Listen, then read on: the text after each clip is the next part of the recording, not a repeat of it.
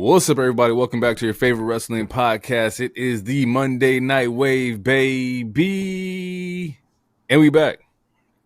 The trio is here, the Triforce, the trifecta, the big three is in the building today. But you know what time it is. It's your boy, the lonely one, Pod Breaker, Podson Reed, Pod Rollins and this bitch. But I got to pass it off to my co-host, man, the illustrious, the one, the only, the Quattro, Mr. Jericho. Go for it. Hark! Thou art most welcome to this gathering once more on yonder Monday Eve. Gather round and attend to my words as I unveil my own self. He be a wild spirit, the sovereign of attractiveness, a gallant fellow of splendid allure, your mother's favorite villainous gentleman. He is a champion. And he is I. And for those who are new to the show, what that means is he is a wild card. He is the king of gorgeous. He is Mr. Sexy Ass Lottery. He is hero, and I am he. Welcome back. Finally, DT has returned. A back-to-back. We're doing it back-to-back like the Lakers in the late 80s. We're going back-to-back like the Miami Heat in the 2010s. We're going back-to-back like, is that the Warriors? We're going back-to-back because I'll be back next week too. Like MJ and the Bulls. Let's get it. Ooh, I like it. I like it. DT's go, back baby. to the building, ladies and gentlemen. He's here. First things first. Once again, to all the listeners listening, we got a break coming up. I want to keep y'all informed of when that's going to happen. Right now, we have next week's episode, or the Saturday night main event episode will be our last episode. But never fret. You know, we got some content lined up for you guys over that 2-week period. Just go ahead and subscribe to the YouTube because we got some stuff coming for y'all.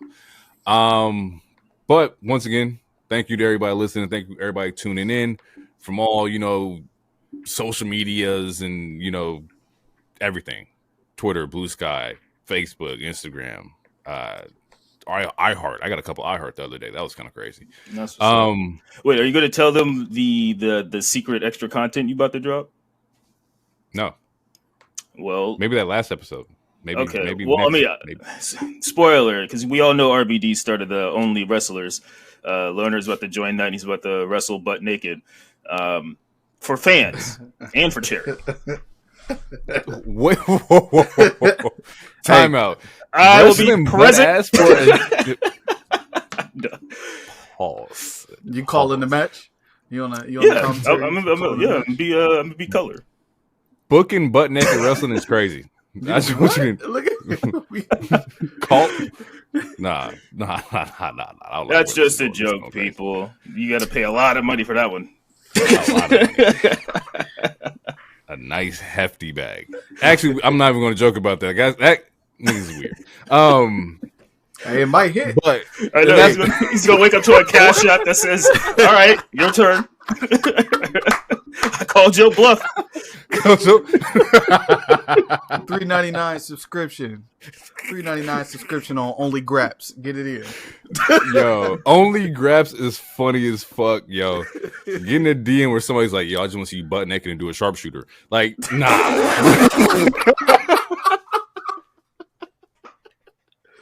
My God, he's got his balls on his back. Nah, that's crazy, yo. Oh, fuck. That's funny as shit. We got some news to dive into real quick.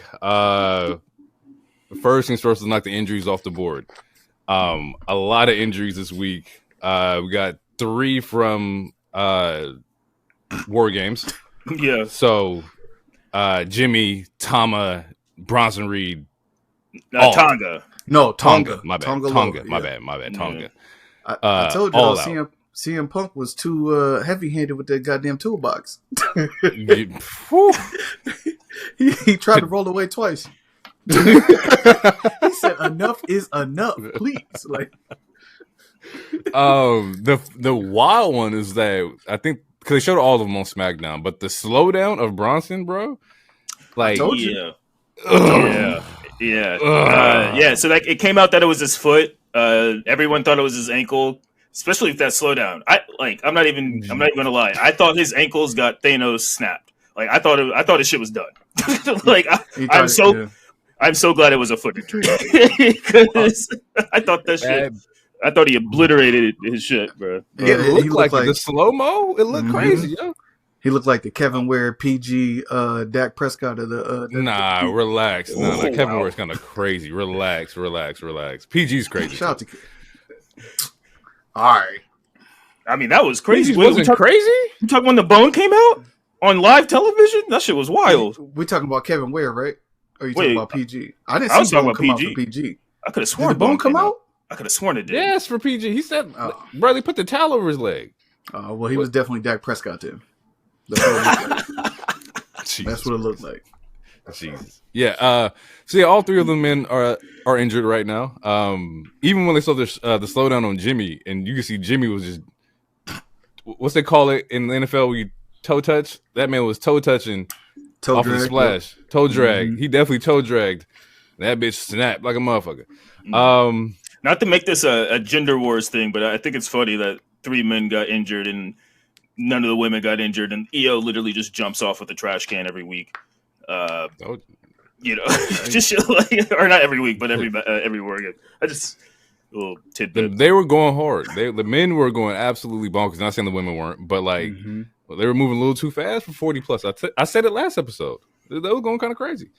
In the same word of injuries, Juice Robinson also broke his fibula against Kyle Fletcher. I saw that happen. I saw the clip too, so he will be out for a minute as well. It sucks because he just got back not that long ago.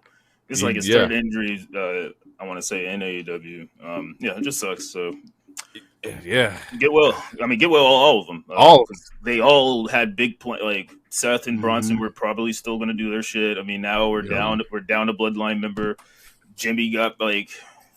Roman might have to pick up more dates now. Who knows? I don't know. Just obviously some stories are changing. So if they're going to try to further I see the fate. If they're going to try to further the bloodline story, especially depending on when or if Dwayne ever shows up, I mean they need someone to further that storyline. It can't be Paul Heyman by himself because we saw what happened when he's by himself. It is in my contract. I got these amount of dates per quarter. Y'all figure it out.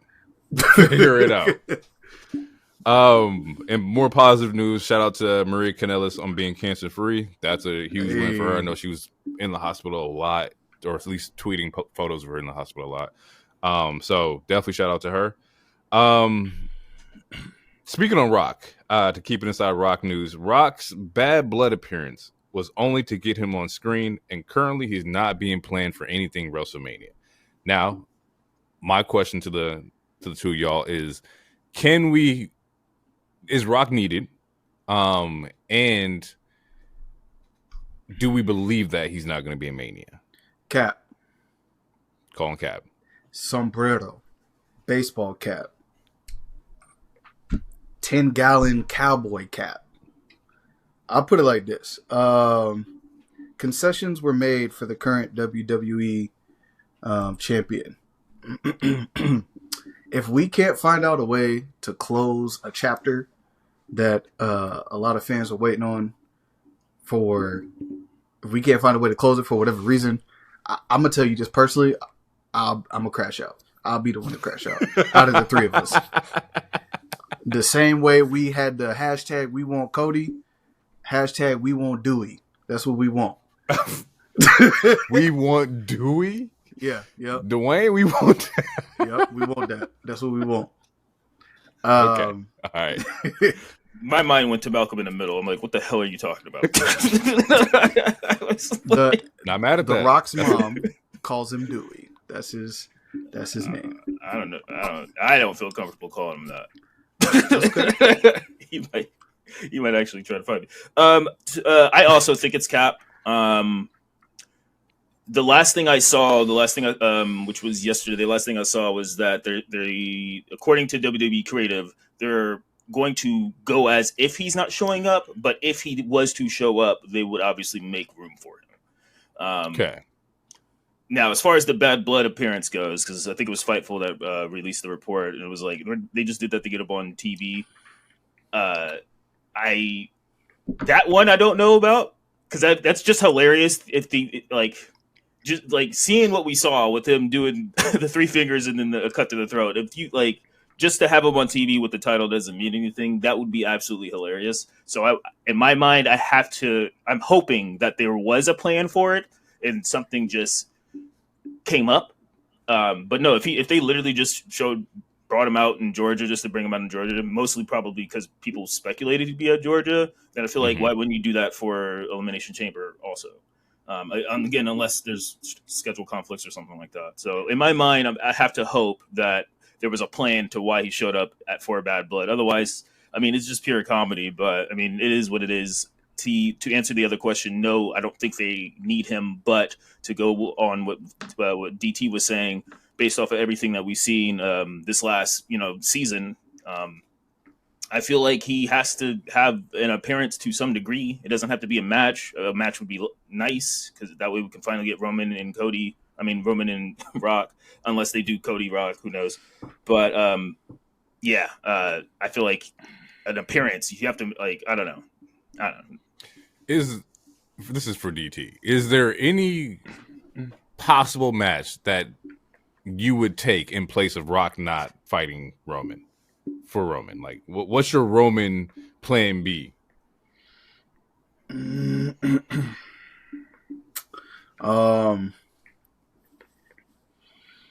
For me personally, or where I think they're going instead of The Rock. Because if you're asking my personal opinion on what I want to see, I want to see Roman and Seth Rollins. Personally, okay, I want to see them actually close the chapter on it. They've dropped nuggets on it this past week and the week before, and obviously you have CM Punk. I think that they are building towards at least one match with CM Punk and Roman before WrestleMania season, but personally I would like to see Seth and Roman, especially because now Seth doesn't have an opponent because you're not just going to throw Drew. I mean, they could just throw Drew McIntyre at him, but I don't think it makes sense, especially if he's building for Punk too. True. Okay. All right. We'll take that. Pat McAfee returning full time to Raw, right? He's doing Raw on Netflix. So Pat McAfee's coming back doing the Raw announcement. We dropped in the group chat and there was some indifferent feelings here. I didn't know this was a thing. I could have sworn I made my feelings known on the show. I had no idea. He's okay. I think he's fine in small doses. I think there's a lot of times where his antics kind of take away from what we're supposed to be paying attention to because he's funny, and I'm not saying he's like trying to be an attention whore, but I feel like there are sometimes his antics takes away from like the story we're trying to be focusing on because he's doing something in the background, like dancing on the table or some shit like that. And I mean, also I don't know, I don't want to say cringe, but I don't know. I'm kind of over it. I liked his first run. His second run was like I don't know, it was iffy to me. Like the over the top, like it reminds me a lot of Mauro Ranallo, who he did the Tyson fight. If you guys don't know who he was from NXT, then he just recently did the Tyson fight. But it's just like overly pop culture references. I don't know. He's just loud. But the thing that really the reason why I'm particularly like on it is because like we just got Joe not that long ago. Him in. It's been cool to see him and Wade build this chemistry in real time. And I really like it. And I mean, I think they're going to stick together, but my thing is like, cause Michael Cole doesn't like 3-man booths. So it's like, how are they going to position these people? Like, is Corey going to stick with them or is Corey going to go to SmackDown? I don't know. It's irritating to like, when you finally get in a vibe, you finally get in a rhythm, and then we're like, all right, well, college is over. We got to bring this guy back. And then, we'll have him for 5 months or something, and they're going to do it all over again. And that's just, I don't know. It's just, it's a stop and start shit. I feel it. Because then you get used to him there, and then you leave, and you get used to another person, and then shit shakes up and whatnot. So I do get that aspect too. My thing with Pat is I think he works better with Cole. I think Cole kind of keeps him in check a little bit with like, okay, Pat, bring it down. We need somebody to kind of like be the anchor and pull you back down to earth. So if Pat's going to Raw, is there any chance that we see Cole on Raw as well? Netflix is the big show coming up. Do they put their premier, announcer on Raw? Absolutely. And so I think that's probably where they're going to go, to where Michael Cole, Pat McAfee back on Raw on Netflix. I think that's the biggest play that we should be able to see coming. If not, okay, it's just going to be Pat and Joe, which can still work, I guess. I don't think no, it's definitely going to be Pat and Cole. That I don't think we have to speculate about that. It's where does Joe, Corey, and or Wade go, or do they just put all three of them together? Because I don't want to see anyone get demoted, or because NXT, Booker T and can't think of a homeboy's name, but they have a great rhythm too. So it's like, I don't know, y'all fucking up the feng shui. Oh yeah, man. Oh yeah, that's Trick Willie. Yeah, go ahead. My bad, DT. No, you get real quick. You'll definitely see, just to like boost your point, you'll definitely see Cole and Pat McAfee together, because I think Cole was Pat McAfee's into like commentary, and he's the one that's been mentoring him and all of that stuff. And he rejuvenated his love for the game. Yeah. Awesome. Any chance that Wade Baird steps from behind the table to finish his business with Drew? That's a great question. If he said if he was to come back and wrestle, he would want to be in a program with Drew. We got a lot of big chess pieces for like when you're speculating Mania stuff. Because DT him and I had a conversation a couple days. Like, so it's like, if it's not Punk and Roman, then it's Punk and Seth. If it's Punk and Roman, what does Seth do? Maybe Seth and Gunther. Okay, then what does Drew do? Like, there's a lot of moving pieces that they got to figure out for 2 nights. And it's Mania season, baby. It's Mania season. So if Wade wants to come back for a program, a 3-month program or something with Drew, give him some time away from the booth, that'd be cool. I can see that. Fair. Yeah, I'm down with that too. I'm down with Wade going against Drew. That would definitely be a huge callback to just where they started. So I'm cool with that. Gunther resigns with WWE. Anybody surprised here? Anybody? Not at all. No. I know that, and the rumor has it that bag is different. It needs to be. Yeah. I haven't seen. Not pocket watching. I hope he got everything he wanted. Yeah, absolutely. Hey, I'll say this: only so many wrestlers can get PJs though. Can't give a PJ to everybody. It's facts. Okay, so moving on from that. Nobody surprised here. Shout out to Gunther. Get that back, my boy. 30 seconds to understand what PJ meant. I was like, you're not talking about the show. You cannot be talking about the clothing. It took me 30 seconds. Personal jet, right? Private jet? Private jet. Okay. All right. Cool. Yeah. That felt like a Family Feud question. I'm like, what the hell is he talking about? That man said, now everybody can get PJs and raise his hands up. He's like, peanut butter and jellies? Everybody can get one of those, nigga. I had to eliminate every single thing that started with P and J. I'm like, what the fuck? I'm from Milwaukee. This ain't PJ Tucker. Who is he talking about? I felt stupid for 30 seconds. That's funny. We got Saturday Night Main Event happening again in January. This kind of fills out January because we didn't have a pay-per-view scheduled at all until Rumble. This one's in San Antonio on the 25th. So we will get another one of these. I don't know what to expect. I have no idea because we haven't experienced the first one yet. So we'll just look for part 2. However, I guess with this news being announced, we can kind of speculate that maybe a story will be a part 2. Maybe part 1 will be next week or, the 15th. And then we'll finish off somebody's story on the second part of Saturday Night Main Event. So maybe somewhere on that match card, somebody's feud won't be finished. It might be a Cody losing to KO and they run it back in San Antonio. Yeah, I have some similar bookings to what you just said. Because I definitely want KO to win this one. Anyway, F all that. But yeah, so as far as the Saturday Night Main Events go, they're not technically PLEs. but they're being treated as such, which is why it's like when we do experience the first one, then we'll have a better idea of what goes on in the second. And it's also really cool that they're giving us a second one because we had no January pay-per-view because, you know, they decided to move Rumble to February, which kind of seems sacrilegious, but it is what it is. It's trash. I don't like it. January is my month, and you just took away one of my holidays. But yeah, it's I don't know. I'm here for it. And to piggyback off of that, or to combine, it was confirmed that Jesse Ventura will be on the commentary booth, I believe. So I don't know if that's both shows, but it's for sure this first one. So that's cool too. Yeah, I saw that somebody had said on like Twitter or something like that, like they wanted like the red, white, and blue ropes. And I'm really looking forward to like the production element for the Saturday Night Main Event, to how they make it feel old school. If that's the route that they're going, this could be a new revamped Saturday Night Main Event.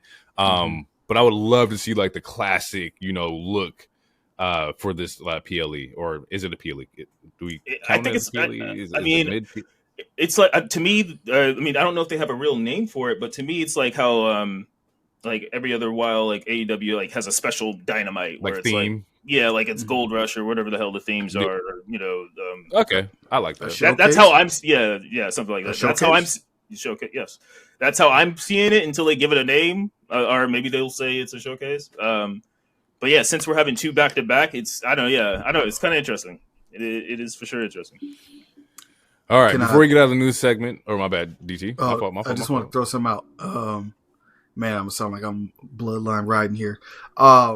So with Roman being pulling out of this one, is there a chance that he main events the one in January? You give Cody a show, a Saturday night main event where he's the main event. You give Roman one. That way you can have, say if you wanted to heat up a quick feud between a Punk and a Roman, or if it goes there, or Seth or something like that to that level, or even a Solo and Roman, because that's kind of finished, but it's not. But if you want to get that out of the way so it doesn't drag into Mania season for your other big plans, Cody has one, he defends the belt. Roman has another one, and you play it that way so the stories are not crossing over each other.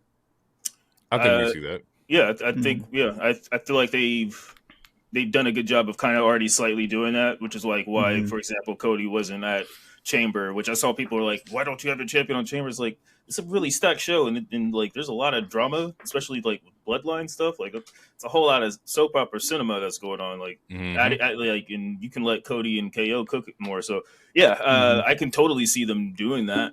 Especially if the way I want things to go, Cody takes like at least a couple week break. Then yeah, hell yeah, go for it. Fair. All right. Before we get out of news, we got an AEW one. It looks like Ryan Nemeth, I don't know if he's filing a lawsuit or he's trying to file a lawsuit against AEW for negligent behavior with how they handled like harassment and his silent firing. It's come out that he is expressing his concerns about potentially being targeted by CM Punk while he was there in the company. I have the timeline of the events of what it looks like happened in 2023 between April and September. It looks like, and those who don't know Ryan Nemeth is Dolph Ziggler's brother, I believe younger brother. Mm-hmm. So he was there in AEW for a point in time. Like I think the gimmick was like the handsome hunk, and I was excited to see Ryan Nemeth. I thought, okay, Dolph brothers, I'm cool. Let's rock. But looks like on April 16th, he goes to legal representative Mega Parker, who I believe is not with AEW anymore. I don't think she is. About potentially being targeted by Punk. June 21st, 23, Punk allegedly threatens Nemeth in an AEW locker room. Nemeth receives support from Tony Schiavone,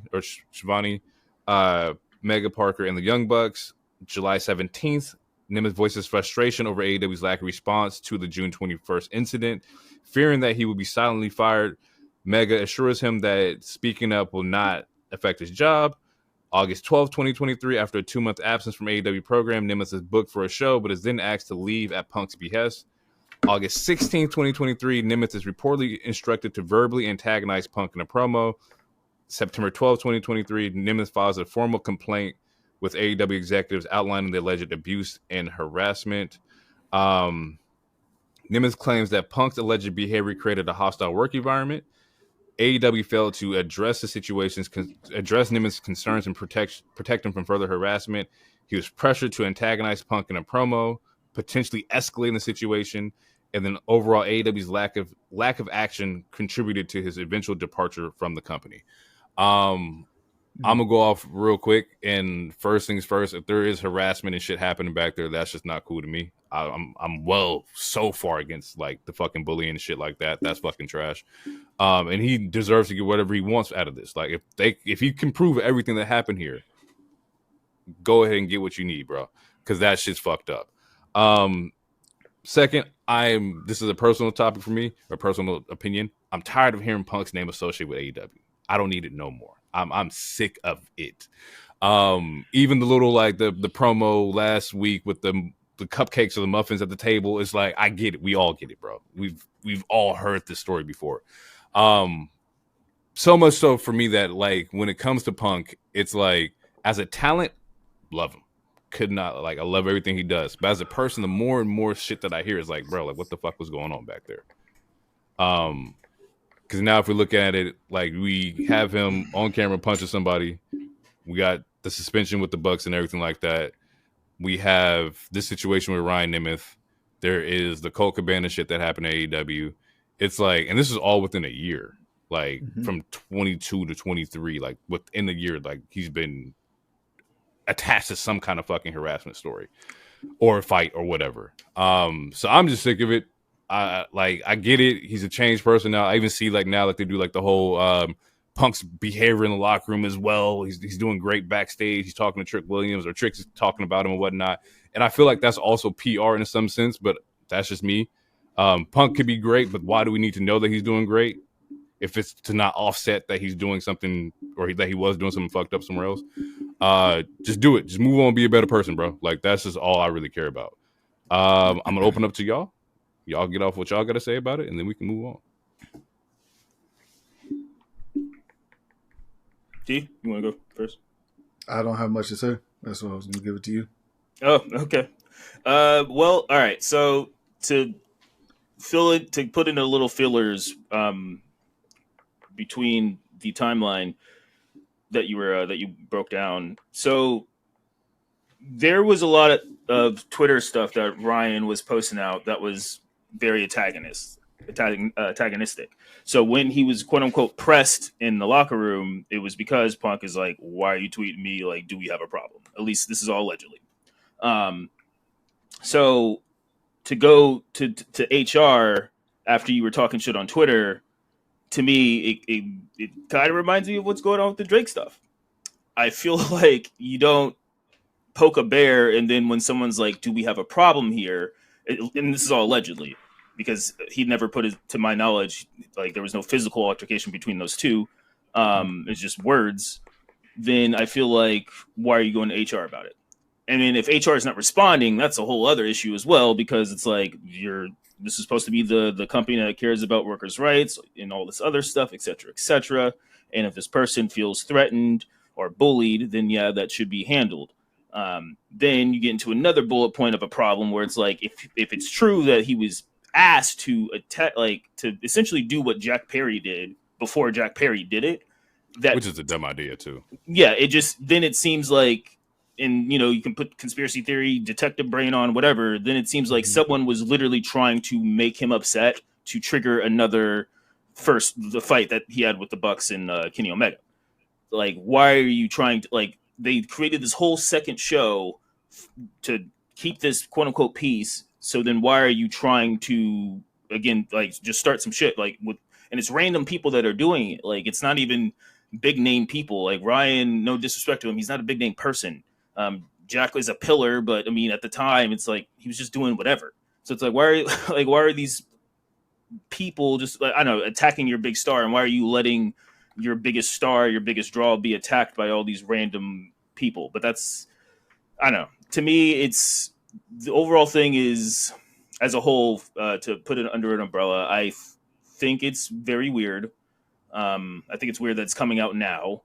I think that the same way that you said, like, it might be like good PR that WWE keeps talking about, like how fine he is in the backstage. I think it's just to counteract what, like, the quote unquote smear campaign, because there's been multiple just random things where it's like he was this and he was that, but everyone else is like Downhausen. He's like, he was cool. Darby, he was cool.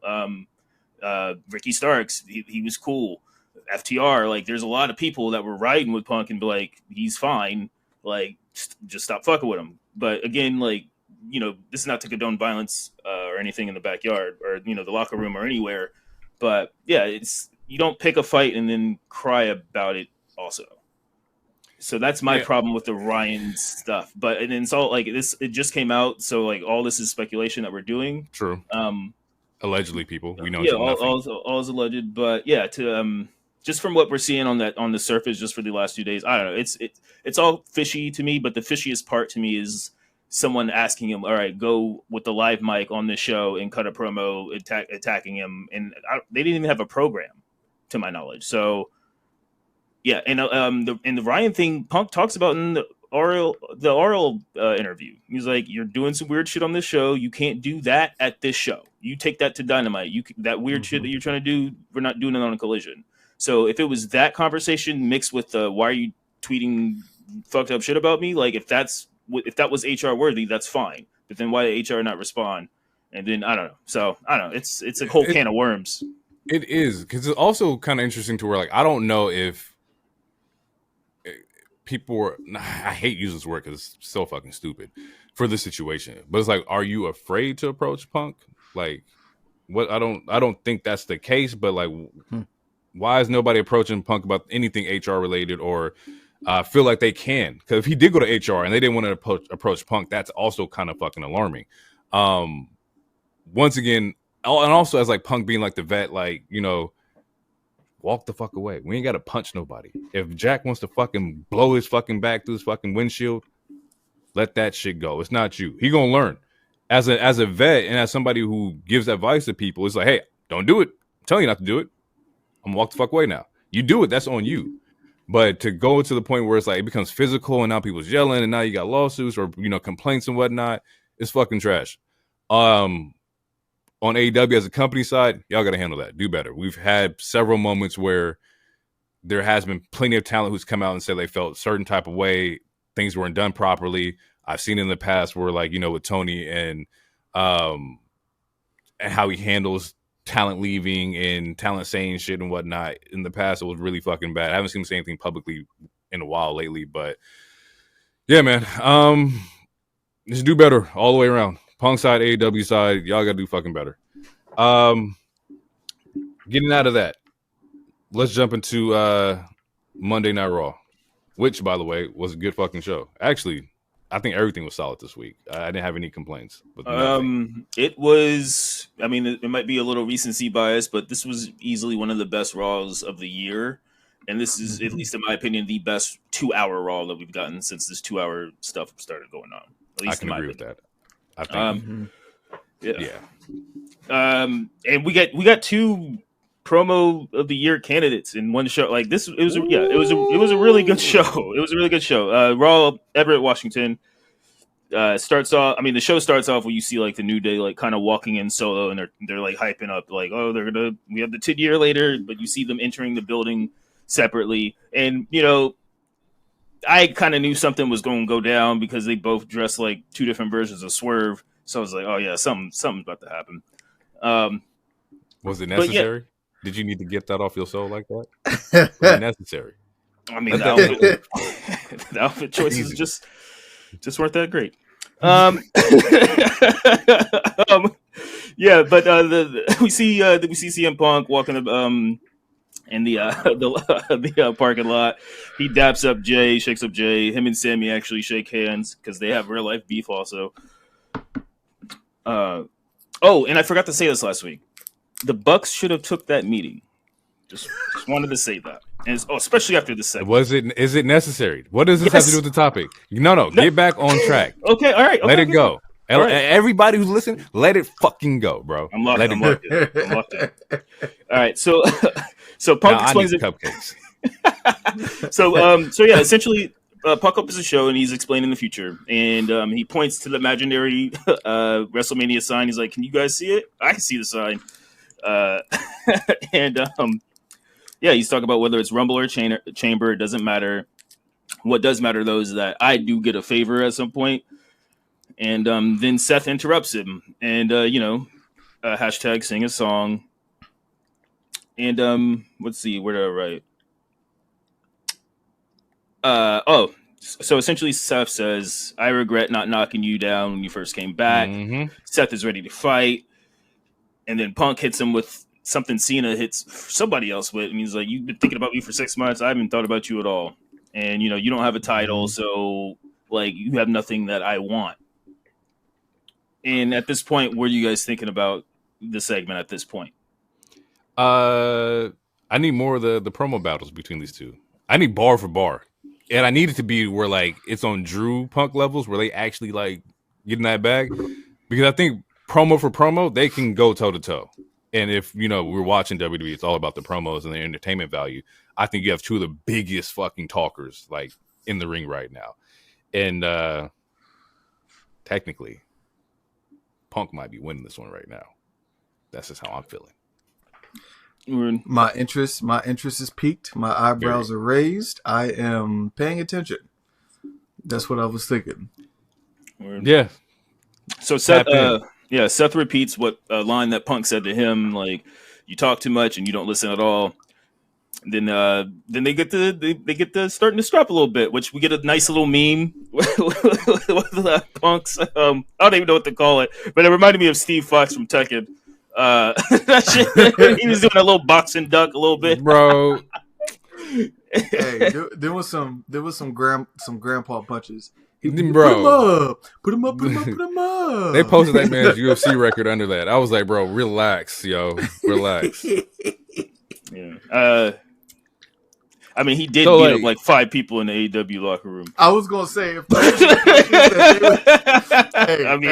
nobody. I'm sorry. Nobody said anything about real fighting. Okay, it's fake fighting. All right. Listen, Loner. If those were the punches that they were scared of backstage, man, AEW got a whole different problem. He didn't punch. He didn't punch nobody. I mean, went straight to the choke holds. I just choked somebody up a little bit. Getting back to topic though. Yeah, so I do like this promo.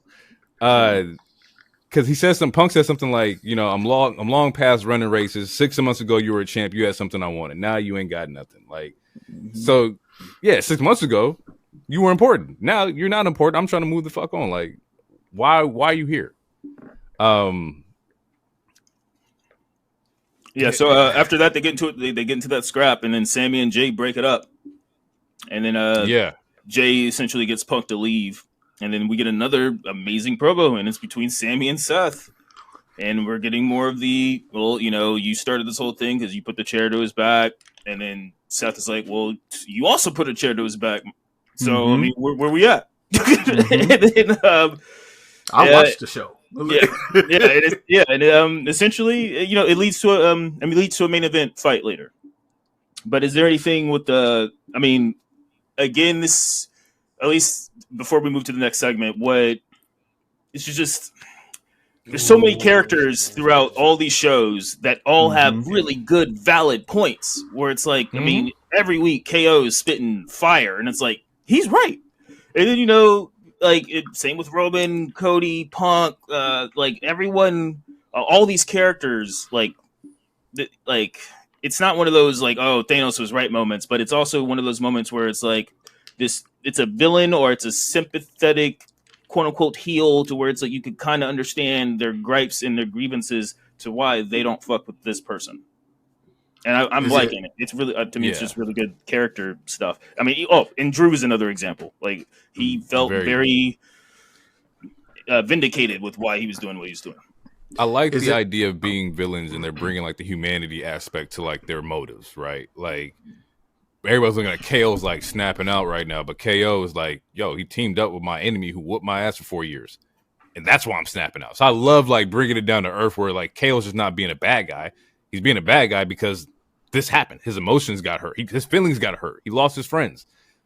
I love the intricacies in that. But go ahead, DT, my bad. Yeah, no, it's all a point of perspective. Because again, no one is necessarily wrong. Their actions might be wrong in their actions, but their reasonings are valid. Very. And I think this has been the the year of hate. This has been the year of hate. Like, if you hate somebody, get your shit off. Yeah. As the internet says, Cat William opened that portal and everybody walking through. After that, we get a Judgment Day segment, or Wait, hold on. Before we get out, I do got a question, because there's part of the Seth promo where he's like, if you're going to point fingers, you need to look in the mirror because you did the same thing. You did it for the right reasons. He was a scum of the earth. Roman has not changed. Has he even apologized to you? No. And I thought back, I'm like, he hasn't. But even bigger question is that, has Seth apologized to Roman? I mean, for the terroristic things that he did? You would have to go back to 2017 and find one of those Raws. As far as, because it's what the internet says, like, oh, well, you didn't apologize for 2022 Rumble. It's mind games. You're fighting your fucking friend. As far as the chair shot goes, I'm pretty sure there was an apology in 2017, but I'm not going to scrub the internet for that. So no. All right, bet. Yeah. Mm-hmm. But I don't know. I could be wrong. I'm just saying. Also during that time in Vince's era, like the way he booked things, like you could be friends 2 weeks like after something crazy happened, and it's like there was no. There was like 3 different Shield reunions. Continuity. Yeah, there was 3. Yeah, because there was one in 17. There was one in 18. There's one with Kurt. Yeah, there was the one with Kurt, which that happened after the show in Portland that I sent the video in, because that's when Roman, Bray Wyatt, we got meningitis or something like that. That whole thing was weird. And then they had another reunion during the cancer announcement, which is when Dean turned heel. But then when Roman came back, they reunited again. So they reunited like 3 times. I don't know. Yeah, it was weird. Judgment Day promo, my bad.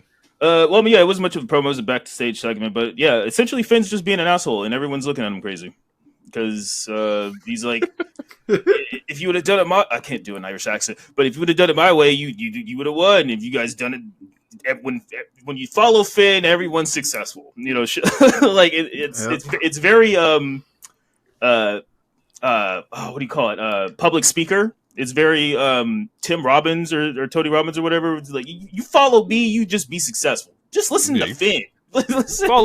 follow Finn. Everybody wins. Kind of. Yeah, I get it. Yep, that's what he said. Yep.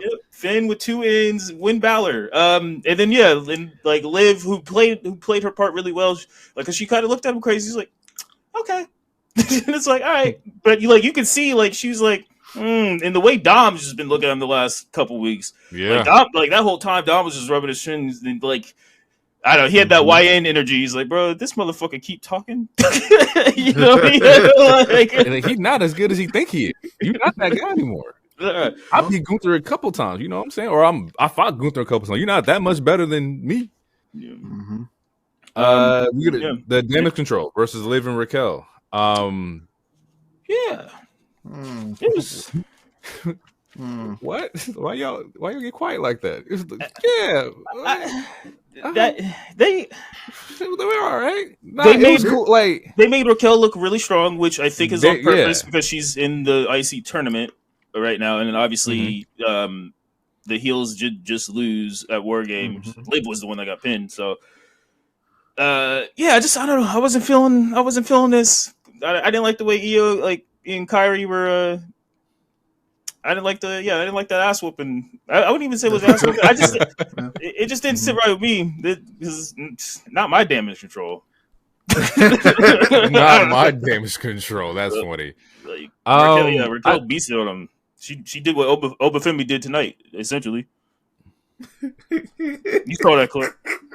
He pinned 2 people at once. You know, bro. That man is wild. I saw the clip. That man is different. Hey. Look, a transfer portal is opening pretty soon. You know, which we as in our show we brought that we said that first. I'm pretty sure. I think I was like, that one of us. me, but it was we. It's He we. said me, but It's we. we. We're like the New Day. It's like the New Day. Whoa! Don't say we like the New Day. I mean, the old New Day. We the old Day. I'm just saying. When one of us wins, we all win. Anybody has to like kind of like go away and be the Big E of the situation, it would be the man who's part time. You know, so that's how it is. That's what we doing. Just saying. I mean, you did just get it. Don't take it personally. That's what we doing. You did get DT a girlfriend this neck. year. DT rhymes with E. I broke my neck. So what? So did Kurt Angle. So did Stone Cold. So did Ciampa. Man, I tried to get back. Edge came back. You know how many doctors I've seen? How many back. CT scans? You know how many CT scans? Look, man. Yeah, oh man, we're bearing the lead. We got to get to that. We got to get to yeah. But yeah, Raquel wins. But I mean, we still get Io versus Liv at some point. I don't know if there's going to be a main event, Saturday night main event or not, or whatever. I did say I would rather see like Rhea, or not Rhea, but like Liv lose his belt pretty soon. If she loses to Io at main event, I'm great. I would just rather it happen prior to Rumble, to where she's not carrying it into Mania. That's just me personally. Yeah, I don't think she needs to carry it into Mania. I mean, I hope she. I mean, I don't know. There's a couple of title changes that we could get well before Mania, for sure. Rhea comes for the save. After that, gets a huge pop. Her and Raquel get active. So honestly, yeah, we'll probably get that match. We'll probably get just a 1v1 with those two after Raquel's IC title tournament match or some shit. Then we get Finn. Finn interrupts Gunther. Gunther comes out. Or no, Gunther's talking to backstage. And Finn interrupts him, asks for a title match, and Gunther's like, nah, but I'll give Dom one though. Or not a title match, but he said he'd fight Dom though. Because I don't think it was for the title.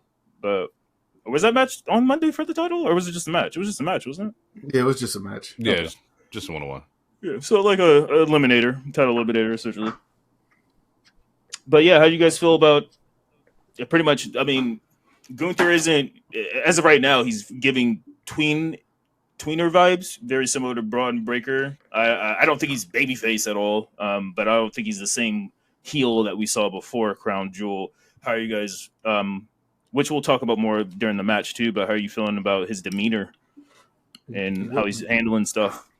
What about Gunther says tweener? Because I only see him slapping the shit out of everybody, and when times get tough, now he's attacking people from behind. Yeah, that was cowardly heel-ish. But as far as the tweener hypothesis is just he's not as flagrantly spicy. He's kind of holding back his barring people up. He's done a few things. I didn't write a list. I assumed you guys kind of saw it, but I mean, maybe I'm looking too far into it. But no. as of right now, he's not giving the full heel that he was before Crown Jewel. But he's also not a baby face either, because there were some people like, oh, he looks like he's turning baby. Like, no, I don't think. No, he's just talking to who he's talking to differently. I feel like he's picking his fights. Like he's picking who he really knows he can beat. Right. So you're gonna go after the Doms. Spoiler alert, he looked at Carmelo a little crazy. So he's picking the small individuals, but when them big dogs come around, when Priest come back, he quiet. But I do see the tweener energy of like I say, he's just selective with who he gives the spiciness to. Personally, I do prefer heel Gunther myself. I love like when he's really in his bag. But this is also character development to where, you're seeing the weaknesses. You're seeing that he's the ring general he wants to be, and when somebody comes around with potential, it gets a little scary. Same thing with Sammy.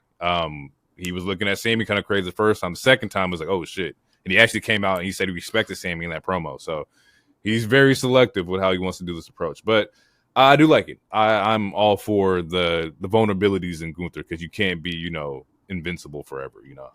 Yeah. We talked, I think all three of us, but I mean, we talked about it before. Like his confidence is, it's cracking shaky a little bit. Yeah, it's a little shaky. It's a little, he's not as uber confident as he was, but I mean, he is still that guy, you know. After that, we get it's the first women's three-way for the women's IC title belt, which was Dakota Kai, Shayna Baszler, and Katana Chance. I don't have any notes on it. It was a fine match. I mean, and Dakota advances, which is what people want. Is what people want. Yeah. And then after that, we get the main segment of the show. I mean, if we're gonna keep promo of the night. So yeah, Pierce brings out New Day. They hit us. Yeah. Can we just like take a second? Just like a quick like 5-second pause to just. Okay, I'm ready. I'm ready. Yeah, so New Day comes out. They have different random props on the stage and inside the ring. Like the unicorn and Francesca, stuff like that, and pictures. Then they kind of hit us with that phrase that you see in like TV when parents are about to get divorced. It's like, yeah, man, we've been talking after last week, and this ain't y'all's fault. What's about to happen? It's like, we love you equally, but you're not the reason we argue. And then after that, that's when we hear, y'all want to go big, and then say that. Man, Big E comes out. And they look shocked, and they look like a happy shock. It's like, oh, what, okay, and everyone's popping. It was great. And then and then we get to where shit gets real.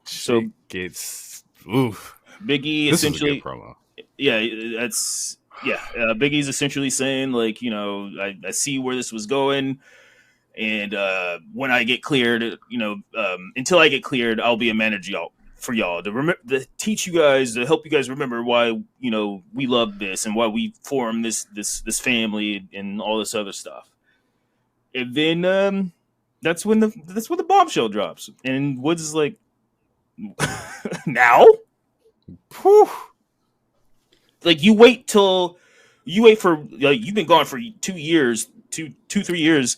You wait until we're bickering or on the edge of jumping off of a cliff to now come. Now, and then that's where we get the broken neck and yada yada, and Kofi hits him with the so what, and that's when boos come in. Kofi hasn't been booed since early 2016. He's one of the babyface. He is he's the babyface on some loner shit. Yeah, he's not been they were able to get him booed. Getting Kofi booed is like getting like Ray booed. Like it's almost fucking impossible, right? And then you see like the moment that it happens, you're like, they're actually booing Kofi. Like that's insane, yo. That's a hard feat to do. Like E being the sacrificial lamb to like turning Kofi full heel, love it. You can't write that any better. Yeah, E, you left us, and then we paid a homage to, or we mentioned it earlier. It's like, well, yeah, Stone Cold broke his neck, Kurt Angle broke his neck, Edge broke his neck. They came back as big as you are, as tough as you are. Like you didn't come back. He said you didn't have surgery on your neck. You could have came back. Yeah, at some point. But, and to be fair, it's like this man has been doing like post shows. You talking about everybody else's matches. Meanwhile, we breaking down over here. Yeah, you got a girlfriend. You got a desk job. Go back to your desk job over. That's crazy. You left us. And DT, you want to say something? I have one more. Okay, before DT goes in, this, because we talked about it a little bit ago, there are a lot of valid points in what Kofi and Xavier are saying. As crazy as it fucking sounds. Mm-hmm. But there are some valid points, and I'll get to it after DT does what he says. So, I watched this live. And when I mean live, I mean at Eastern Standard Time. And I watched it with Twitter. or X is whatever the fuck. And when the segment started, Chris Yim, Mia Yim's sister, was really excited and happy to see her man out there, and it was going good. And then when that turn happened, oh, did she turn up on Twitter? she turned up with the entire internet, to the point where I was like, I can't tell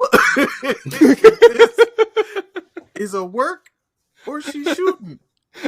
Like, I'm confused. And at this moment, I can't. I should have pulled up her account, but essentially, she talked about how Kofi and Woods are not invited for Thanksgiving. Can't come to the house. It's on site. Kofi got a bird chest. Woods is bland as hell. She was just going in on him, and it got me to thinking. Damn. What did these niggas do to make her that mad? You got to keep the kayfabe alive, baby. She didn't know. That's man. That shit is great. Yeah, no, they didn't tell anybody because I was listening to the A show, and one of the hosts, he's friends with Wale, and he watched it with Wale, and Wale didn't know shit about that was going on. He was texting E during the show. He's like, "What the fuck does this be like?" Or something like that. So I don't think they told anyone the story that was going to take place, which is good because they got a true visceral reaction from the crowd. Viral. This shit went. I'm gonna use the word. It permeated. That's what it did. It was happening on television. You could see it. It's happening on your phone in the same moment. Mm-hmm. And me, like, again, I wasn't really tapped in between 2012 and 2019. But to know the historical, context and what the New Day has done. Again, I've said it before, like, even when Hero tried to introduce me to him, I was hating. But to figure out, you know what I'm saying, that they took a gimmick that everybody expected them to fail. It blew up into this thing. They survived. They were together for 10 years. I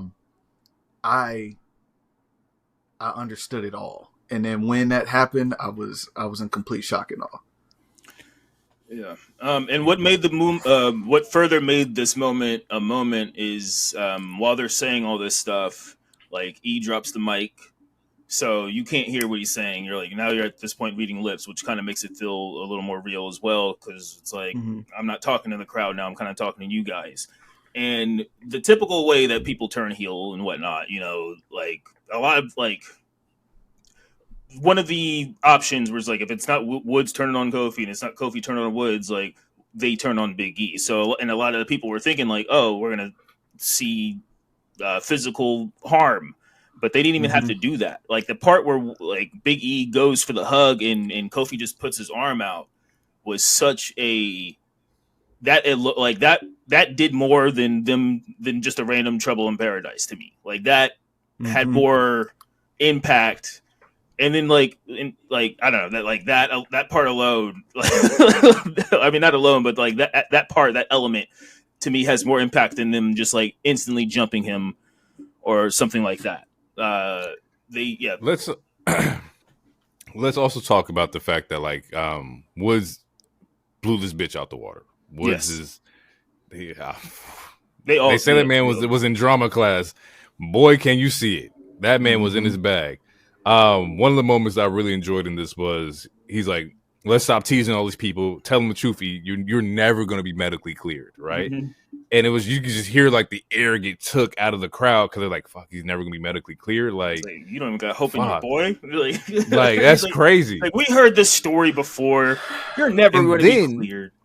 And to double down and be like, and since that's the case, why don't you get the hell out of the ring? Get out. Go back to your desk job. Like, what? Hating on your buddy because he got a girl. That's he a don't want to different break his level of neck hate. anymore. He was injured. Like that's Yeah. The part that kind of makes this also valid for them from their point of view, right, is that so the day of Monday, like he released that that letter Yep. with the I forgot the name. It was a news site or something, which it was a really passionate, great letter. Mm-hmm. So all right, so just like let's just be into the nice shoes of Kofi and Woods for a second. Like we saw videos of Charlotte training like 3 days after an injury, right? Like we see people rehabbing, getting back in the lab. We've yet to ever see Big E do that. So they're like, are you trying? Like, are you trying? Every single time he's been in an interview since the accident, every interview, essentially, and this is also in the letter that came out the day of, it's like, yo, if this is the end of my career, I'm Gucci, I'm good. I have my moment in the sun. So for them, at least the way that I'm seeing it, for them, it's like, oh, this dude he's not trying. Like, he's just content. Like, every time we got injured, we tried to get back to the group as soon as possible. Like, even Woods was like, I tore the ACL off my bone, and I made sure to get back to this group as possible.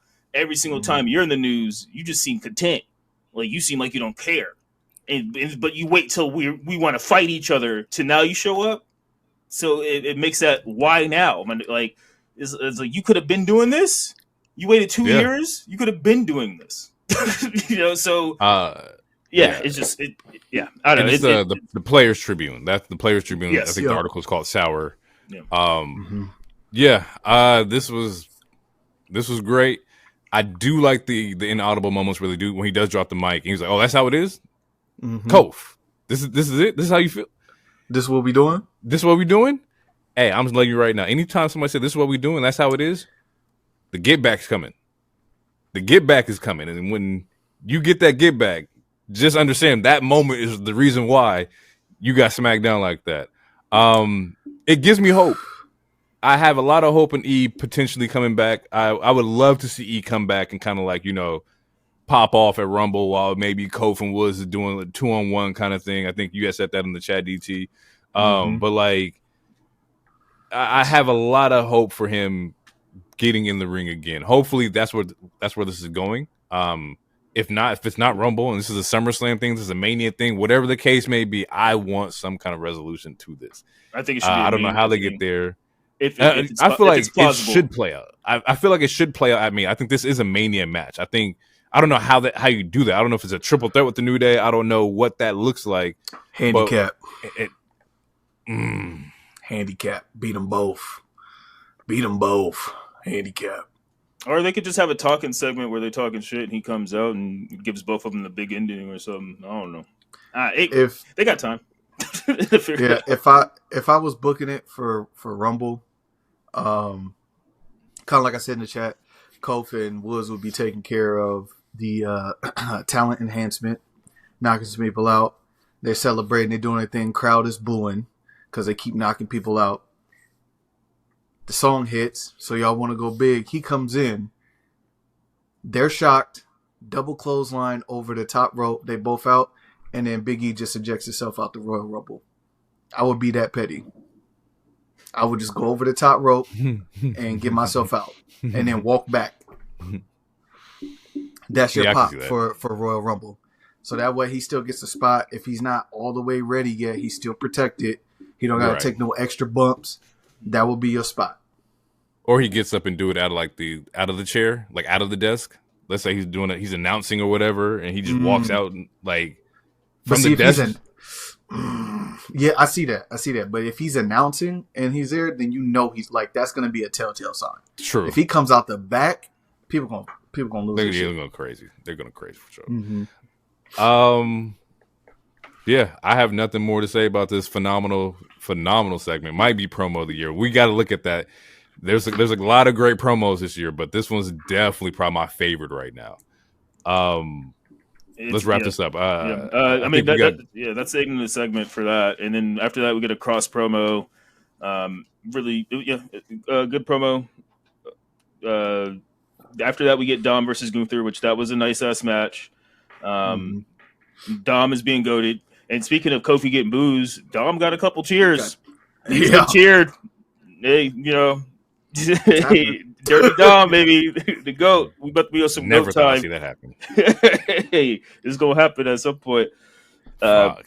But yeah, Dom was working with Gunther. He was working him for a little bit, and then Gunther did what he does. He took over, and he stayed taking over.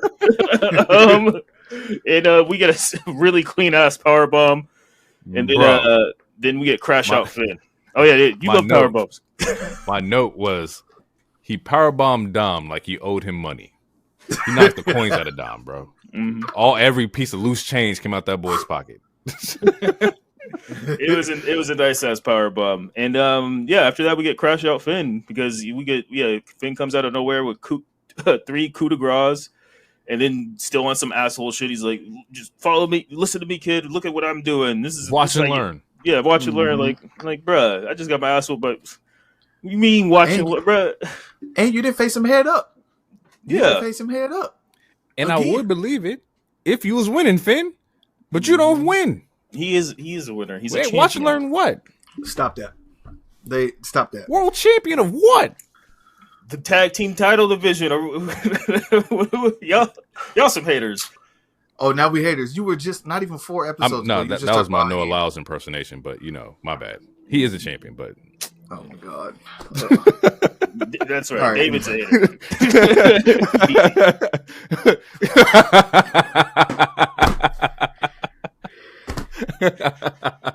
It's been 2 months. It was bad. Maybe I should make a bet that you can't go a whole pod without saying. Oh man, yes. Yeah, we should do that next episode. That's funny. Backstage we find out somebody popped Jay and dips. Somebody popped Jay Uso and ran off. And my first thought is we got an issue here. So many mystery attackers. People are getting popped left and right in WWE. There's a lot of whodunits because we get another one on SmackDown. I mean, it's both of these are solved quickly compared to like Jade, but we've gotten. Do we know?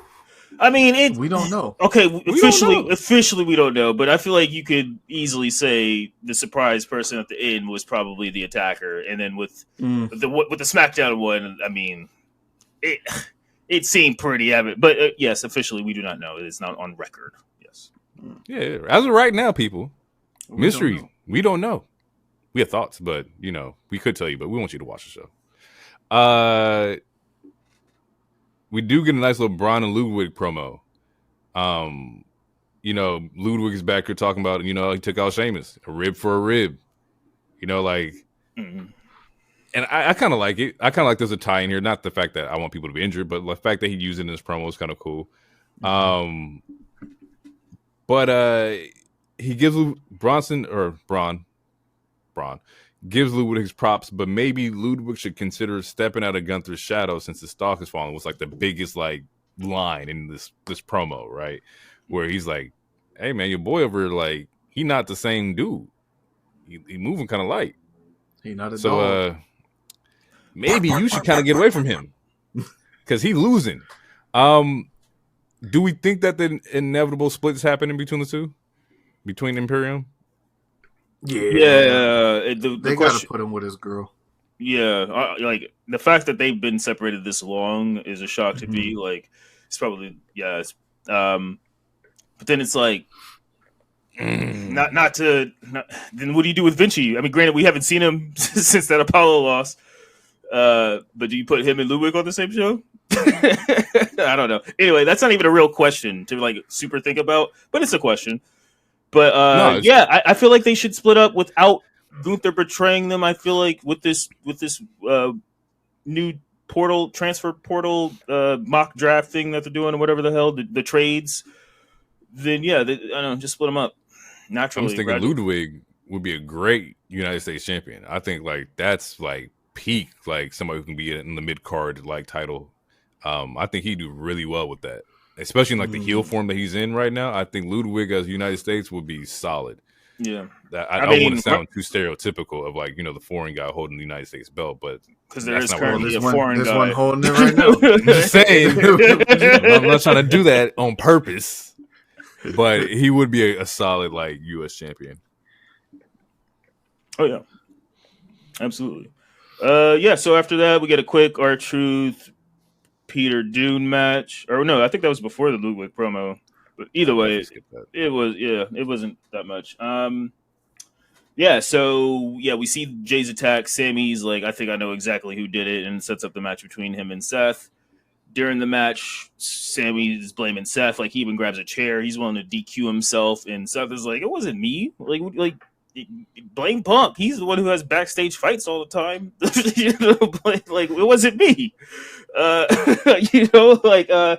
and Sammy like another a line that stuck out with me was like, or no, this was after the match, but essentially, yeah, Sammy puts the chair down. Seth gets a roll up, so it's not a pin win or anything, but Seth gets a roll up, and it wasn't even like a sneaky like heelish type of roll up. It was just like I outsmarted you, like you didn't have your head in the game because obviously you were crashing out and about to DQ yourself over an alleged attack.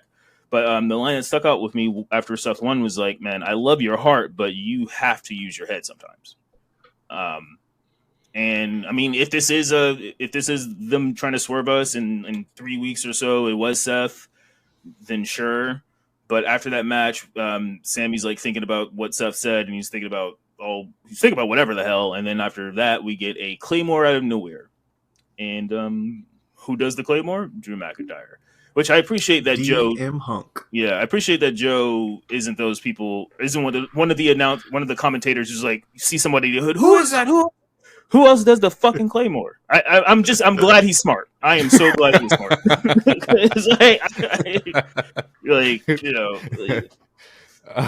But yeah, Drew returns. It was rumored, or it came out, he returned because of Bronson's injury, but Triple H debunked it. But who knows if Triple H was kayfabing or not? But yeah, essentially Triple H was like, he's been wanting to come back. I told him to take a goddamn break.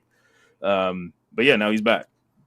So, and yeah, he like it looked like if he attacked Sammy out of nowhere. So, you can assume that he was the one to attack Jay. It's not fully confirmed, but it's a safe assumption.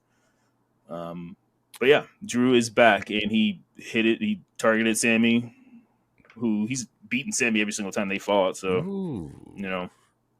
Is Drew targeting OG Bloodline members? That's something I saw on the internet. I was gonna say Jimmy's out, so he's not wrestling. If you attack Jay from behind and Jay's out, and it's just Sammy, if I'm trying to draw Roman out, or even if I'm trying to get back to Punk, oh god, but like true, you can draw them out because they're already getting picked off one by one. Yeah.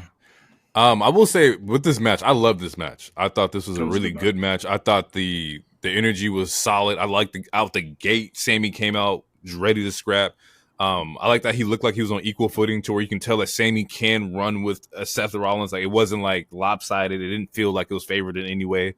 And that the reason why Sammy lost is because his head wasn't in it. Like you can see Seth is like, countering all his moves. Sammy's countering his moves, but like Sammy's so like locked into like, you attack my friend, and that's what cost him the match. I loved everything about this. It was going to be my match of the week, but there's a couple that happened on SmackDown too that I really like.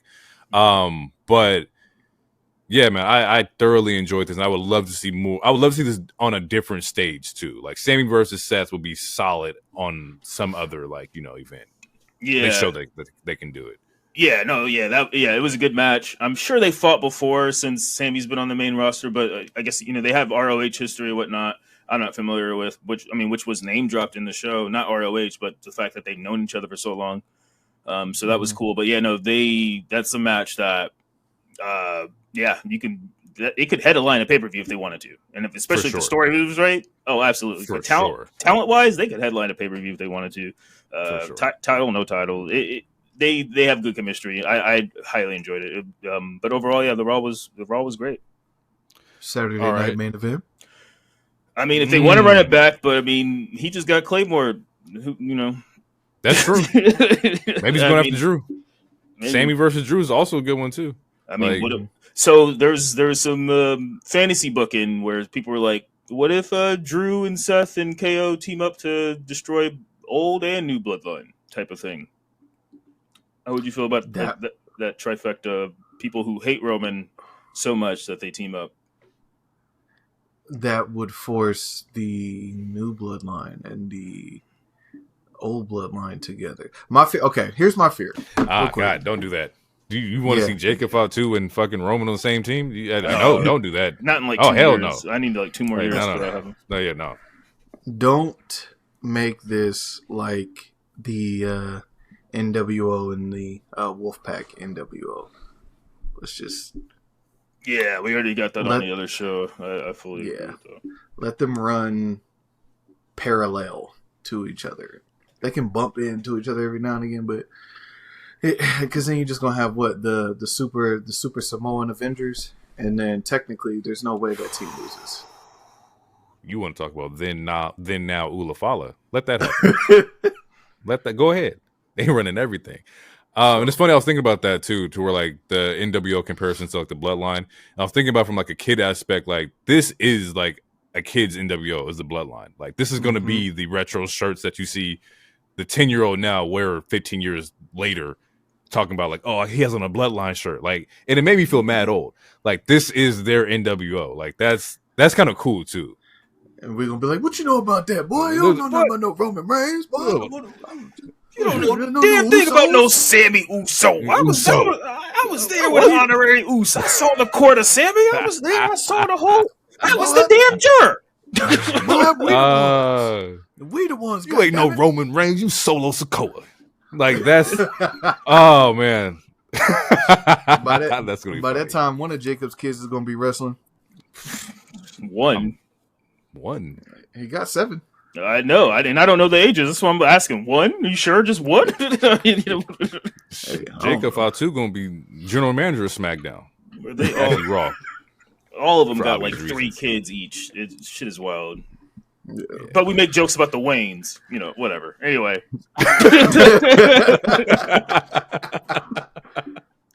All right, people. We're gonna take a quick break, and when we get back, we'll go through Dynamite, then we'll go through SmackDown. Let's jump into this AEW Dynamite show. Kicks off with a Continental Classic match between Shelton Benjamin and Kyle Fletcher. I believe this is the Gold League right now, and if I'm not mistaken, I think Fletcher is up 3-0. Or 3-0 in this particular match. And he wins tonight, too. A spoiler for people who haven't watched Collision yet, or whatever. I think it's Collision. But yeah. They got the rocket on him. This is a different conversation, but they're putting the rocket on Fletcher. So we'll see. They are. I mean, with the people he's beaten, like you take out Will and Okada within 2 months, like they've shown a lot of fucking like. And Shelton, yeah, this is his second loss, but yeah, I mean Shelton is still, it's Shelton Benjamin. And I think that like people felt indifferent with how like he lost in this. I did like the fact that it wasn't clean, that it was like a heelish like hold ropes down, even though people was like, oh, it doesn't make any sense. It's like he held the rope. He was just trying to show that he was a heel. But anyway, the match. The way. Okay, wait. If we're gonna dive into it, or no, let's go to the match because I do have a stickler. I have a question and I have a nitpick with that rope part, but I do have a question, like a legit question. But we can go into the match. Inside the match, I don't have too many notes in here. I know that Shelton had a powerbomb into a submission chokehold, which was fucking crazy. Like Shelton's going off right now. Like, he's a grappler. He can really do it. Yeah. And he's showing that he's really with the shits. Mm-hmm. Overall, I felt like it was a great opening match. I also like the fact that with the way it ended, you're probably going to see at some point in time a Callis family her significant kind of like crossover at some point whenever they get this third like superstar, because MVP won't. I'm assuming MVP is not going to get in the ring. So I'm looking forward to what's going to happen there. As far as like I said, the L, they're putting the rocket on Fletcher. I have no issues with like the holding on the ropes. But I do want to hear what you got to say here. What is gripes and nitpicks? I just holding the rope is fine. The way that it happened, it just was like that's the biggest nitpick the thing that I saw people complain about. It's not the fact that he. Mm-hmm. I mean, that was the second biggest thing. The first biggest thing is that why is Shelton losing? But then again, it is a tournament, so people can get their wins back, yada yada. So all right, let's get past that part. All right, sure, he took a second loss, fine, whatever. But it's like you couldn't do the foot on the ropes thing. I don't know. There was just a better way to do it. Maybe there was a miscue, or maybe that was planned.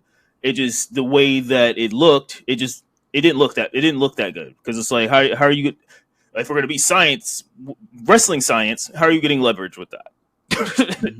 You holding it here, yeah. Unless you were like leaning into it, but I don't know. Yeah, it just looks. But my question is, and this is a legit question. Okay, so with this round robin tournament in the Continental, because like the whole Continental rules is no interference, no cheating, or whatever, all that. In theory, could they just look back the tape and do some Olympic shit like what they did with Jordan Woods and be like, nah, you did something different. You got to take away those 3 points. In theory, could they do that? Because I don't have that much because he cheats tonight too, and he's the only person cheating, I think.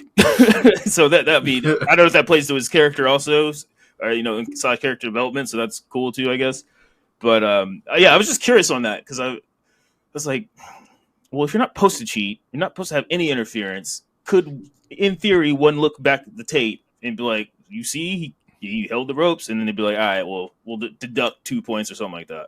I was just curious because I'm not like, this is my second time watching them do this kind of thing, and I know the round tournament, that's something a lot of New Japan stuff does. I think G1 or something like that, but I never watched a G1.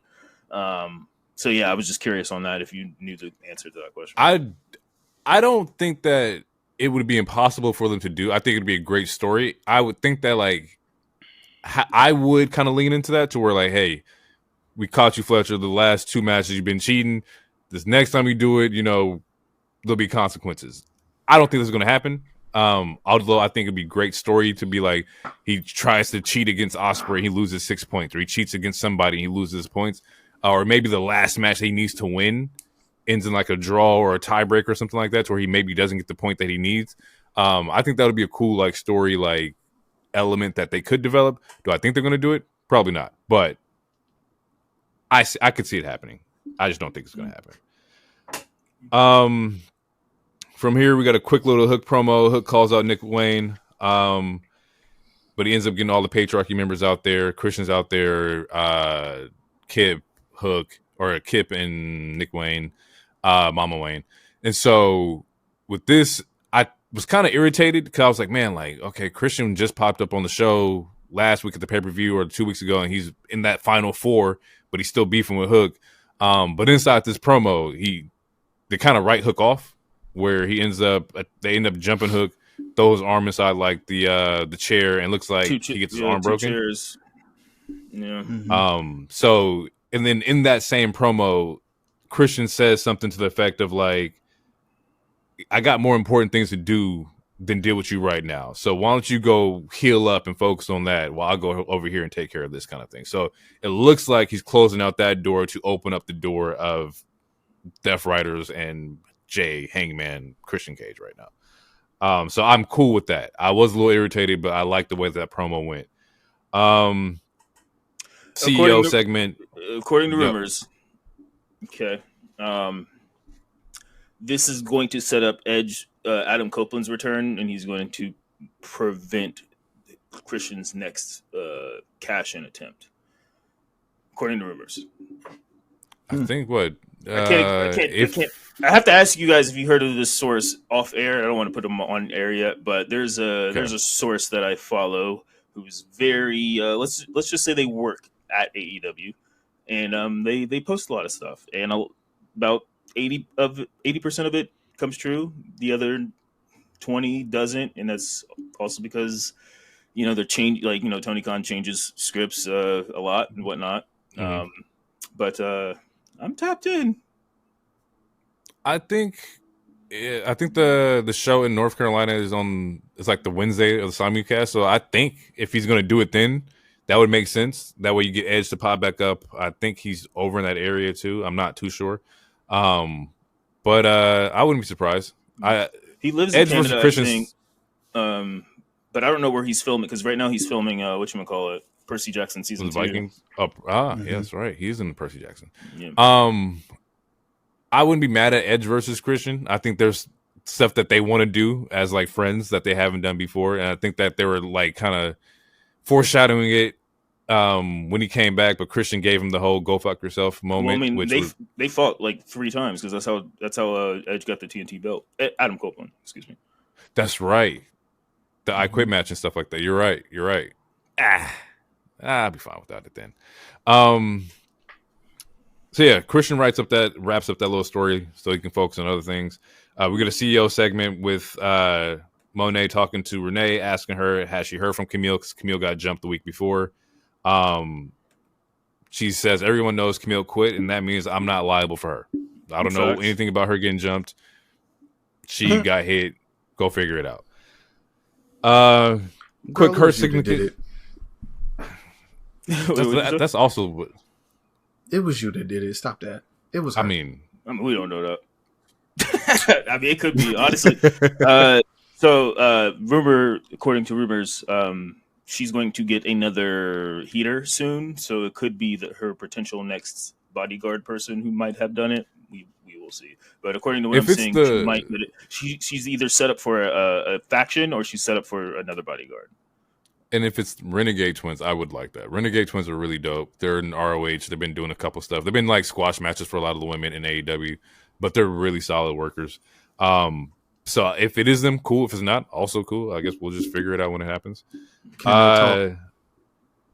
That I'm not too sure of. Okay. Not saying I don't know. But I can probably find out. I'll probably look some shit up. We get a Her Sitting Kid promo.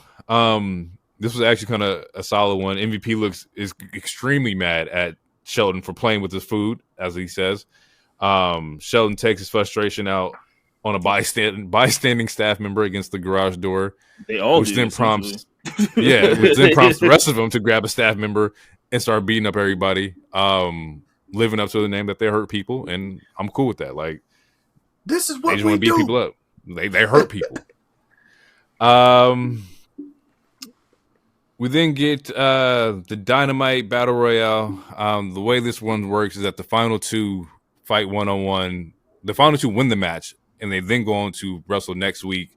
And the winner of that faces MJF. Just going to skip this all together because we all know where the story is going. Ends up being Fletcher and Kyle O'Reilly. Yeah, O'Reilly and Adam Cole. They win this one, which sets up the 1v1 for them next week. Like I said, winner fights MJF. MJF actually has a pretty solid promo. That's, even though he's not there, this is probably the better one of his video promos or satellite promos, whatever they want to call it. Yeah.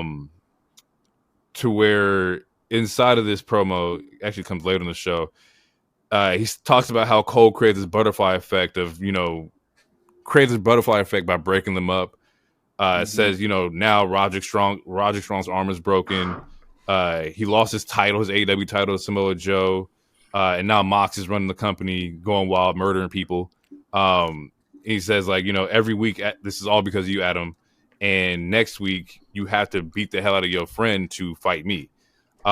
Which I know you can't do because Kyle's better than you, type of thing. I also enjoyed this video vignette or whatever. That's not a vignette, but yeah, this video promo, whatever we want to call it, compared to the other ones that we've been seeing the last 2 months. And similar to what I was talking about with Raw, MJF says a lot of stuff that's extremely valid. I mean, I don't even want to say valid. It's right to me because I don't like the retcon. It's similar to how I feel about the whole chair retcon stuff that I feel like with Seth and Roman. This retcon here irritates me the most because everything that's happened literally happened this calendar year. And yeah, what MJF is saying is right, bro. It's we had everything going on, and then that you turning on me caused the butterfly effect. It's kind of your fault, and you're trying to make it seem like you're the good guy. You come back, cheer, you're not the good guy, bro. Last time I checked, you're the devil. I mean, you were the devil. The real devil is MJF, but I don't know. It was a good promo, but I am over him not being there. I get that he's filming stuff. Kudos. But and that's no shade, but to me, he has not done enough to have a Roman type schedule. But I do appreciate that he's getting a bag and making movies and stuff. But you kind of need to. You're needed, especially because it's Q4. Like I kind of expect him. I think from World's End afterwards, I think I need you to be here, kind of thing. And we'll see how that goes for them. But MJF is super crucial to like AEW success. He's definitely needed on a week to week, basis. Mm-hmm. You said what, DT? I said they're paying him like it. So for sure. I mean, he had the whole bidding war and stuff, and now he's just like, again, I like. And Tony got jets, so Tony got. I mean, if Ospreay can go home, Ospreay can go home like every week. He goes back to England or wherever he is in the UK, and it's like, bro, just pop up. Pop up it's only on a Wednesday. Like just show up real quick. Wednesday, maybe a Thursday. Depends how they want to do it, but there's only 2 weeks, so 2 times of the week. Yeah. From here, we got a quick little Claim promo, and it seems like everybody in the Claim is fed up with Max Caster. Billy says that they've been telling Max, "Hey man, don't fight Swerve. You don't really need to do this." It's so much so that where Bowens tells him sarcastically, "Go be the best wrestler alive. Go out there and just show the world." And this is what I wanted. Swerve versus Max Caster was exactly that, a fucking dog walk match, which is what I needed to happen for this. I didn't need Max to go in there and actually bout with Swerve. That would have made me mad. But he gets in there with Swerve and he's not ready. Not ready at all. Gets completely like dog walked in here. Swerve is staring daggers to this man as he's rapping. Doesn't even let him get in the ring before he attacks him. But long story short, Swerve gets the win here. He doubles back. Does he do like three Swerve houses or Swerve kicks or something like that? Yeah, 2 house calls, 2 Swerve stomps, and that's enough for Max Caster. I don't know where they particularly go from here with Swerve, because the reason why Max even jumped on Swerve was because of how he lost to Bobby, and Max came out talking shit and whatnot about how his house got burned down. So it seems that we got to refocus Swerve. Even in the promo afterwards, or the way he looks in the camera afterwards, he says, there's still a lot of 2024 left, and this back half is going to be all Swerve. So he's planning something in this last 3 weeks and whatnot. So we'll see where they go with that. I still don't think that him and the Hurt Syndicate should be done. I think he needs to double back on that. But at the same time, you're just going to get jumped. Yeah. I was going to say, if I were the booker here, because if I remember correctly, a card was offered to Max Caster, correct? Mm-hmm. Me if I'm wrong. I just got beat up by Swerve, who y'all just beat up.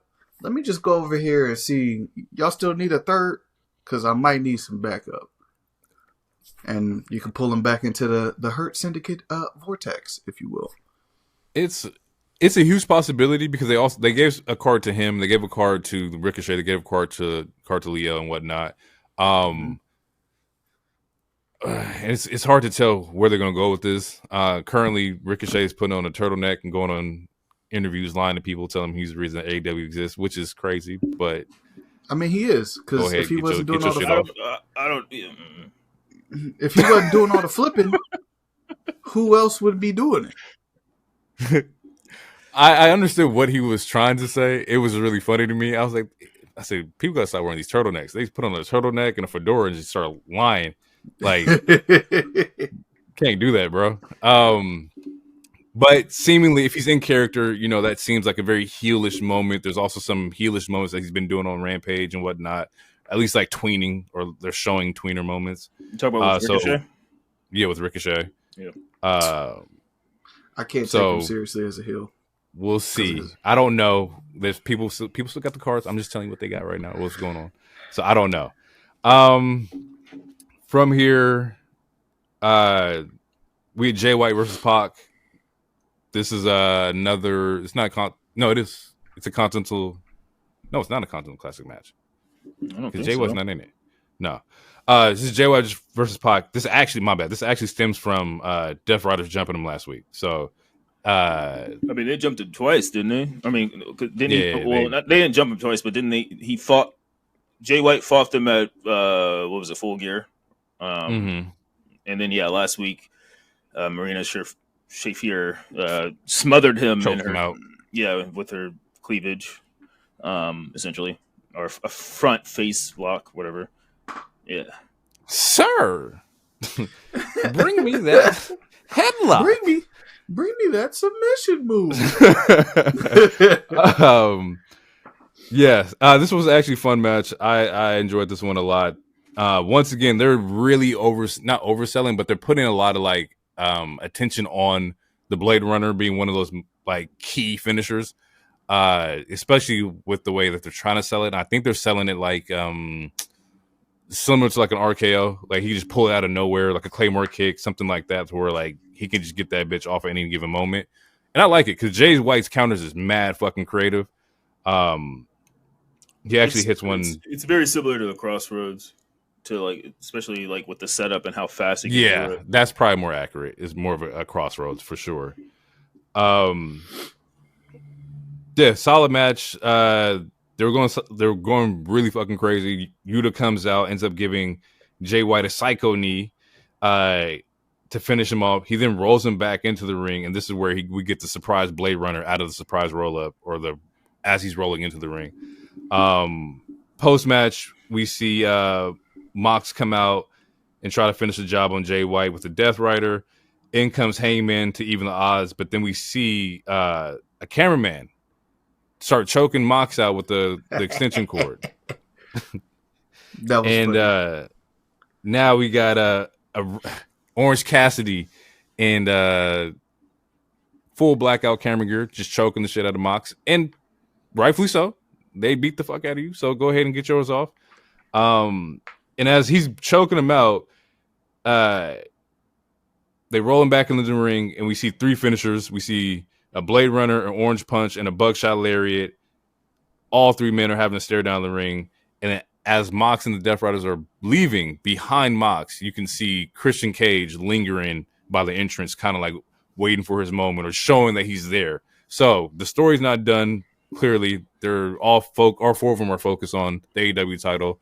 And I have nothing bad to say about where they're going with it. I just want this to be executed properly. There's a lot of moving parts here.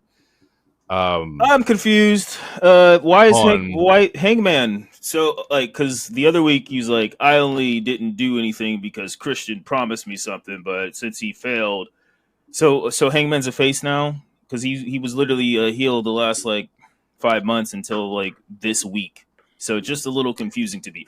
I will say this though, I am glad that the Death Riders are starting to go up against higher echelon talent. It makes them, especially if they continue to win, it will make them more credible.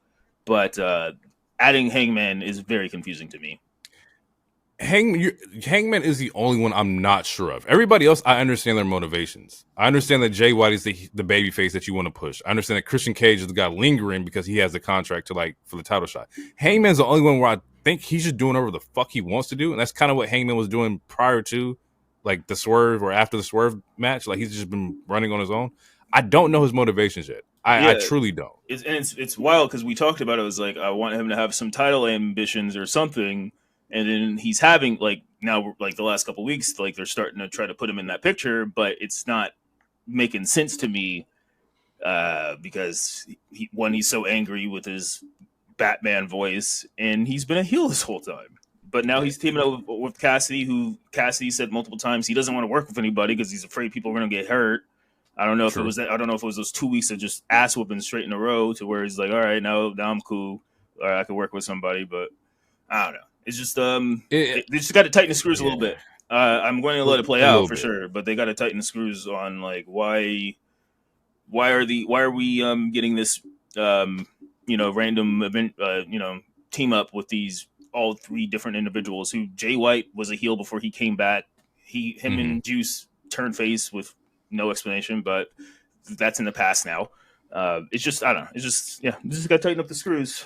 So I think with Jay White turned face with the MJF shit because MJF was the one choking him out, or was that no? It was Hangman that was choking Juice Robinson out. and that's when Jay White came back from injury and whatnot.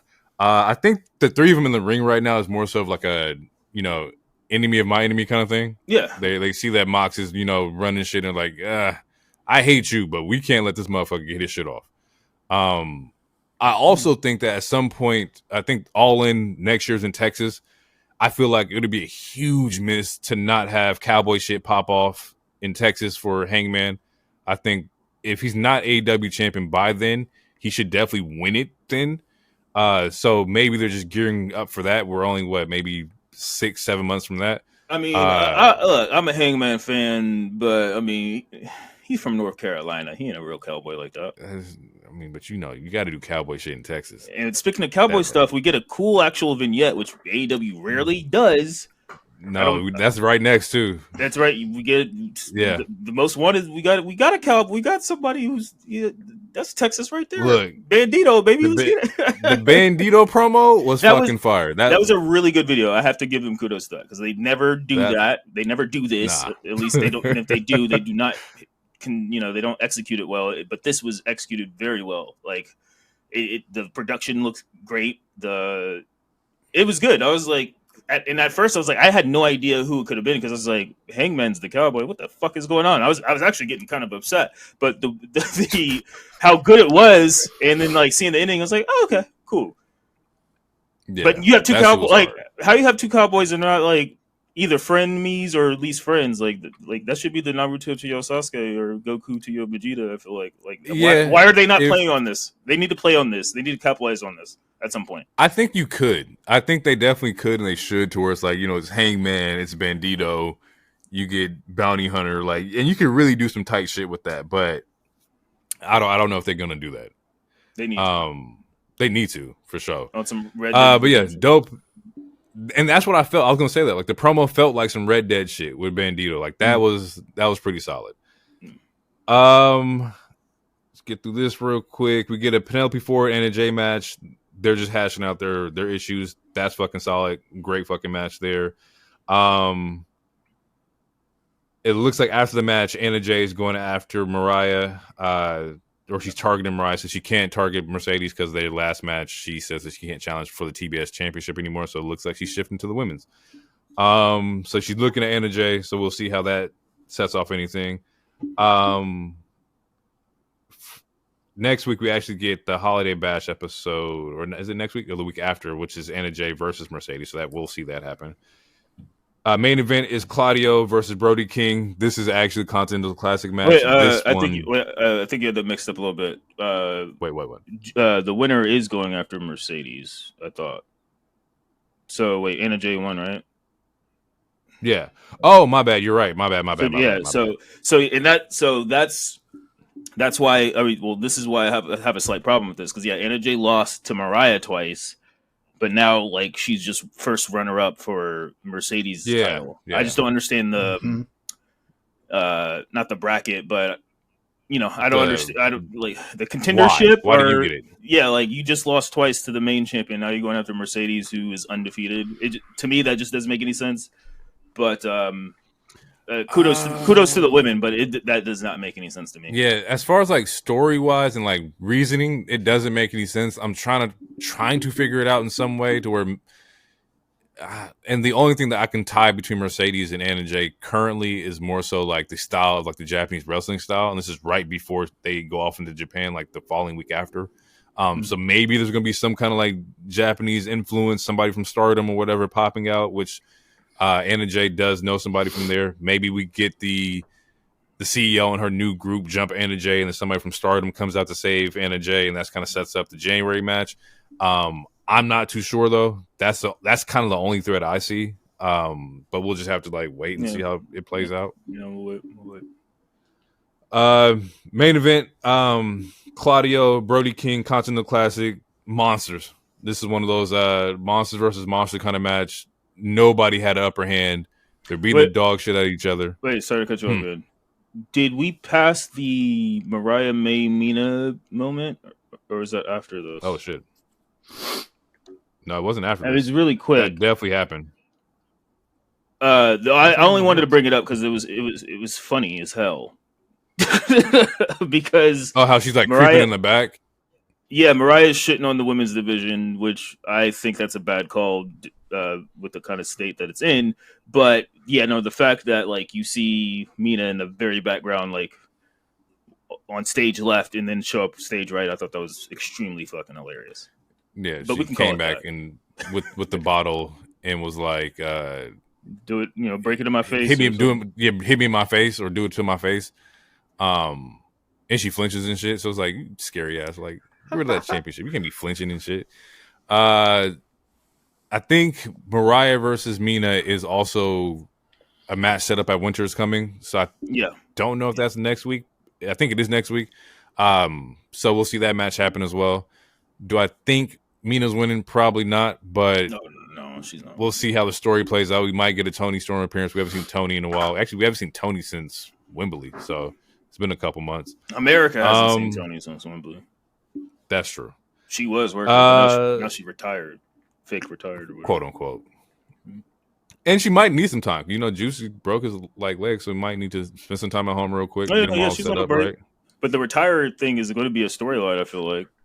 Because like you even Tony so? because like not Full Gear, but whatever they had before Full Gear, like someone asked Tony Khan about it, and it's like, I don't know, it's storyline. She's not really retired.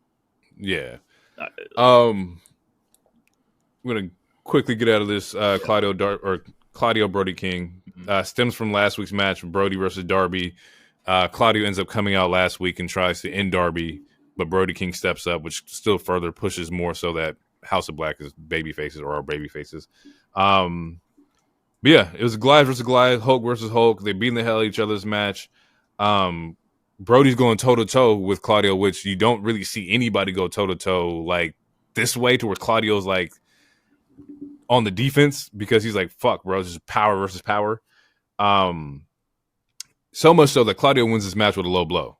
Normally, Claudio's just beating the hell out of everybody. He's used to just ragdolling Darby, but you can't ragdoll Brody King. And he low blows Brody here. Ends up getting the win. I'm okay with this match. I thought the match is great. I thought the heel doing heelish tactics to win is solid, and it still makes Brody look mad strong. But that's pretty much all I got, and that was AEW. I have nothing else to add to Dynamite. I thought it was a good Dynamite. I thought we had great matches in here. It was the best show they had this month. It was a solid show. I think opening to finish, definitely pretty solid. Once again, I don't think there was any Jericho, so we're good here. No, there was a Jericho segment. It was really quick. Oh, maybe I skipped that. Yeah. Hi guys. Yeah, he was talking, and then since we're on it real quick, during the ROH taping, his next challenger is Matt Cardona, which we talked about it the other week. He was supposed to fight. Ricky was supposed to fight him at GCW, but he got pulled from GCW. Now all of a sudden, Matt Cardona is showing up to ROH again. Hey, don't blame Effie. It's looking funny in the light for the billionaire, though. Blame Effie. Don't blame Tony. Blame Effie. Everything been cool. You just say what you want to say. What does Ricky have to do with any of that, though?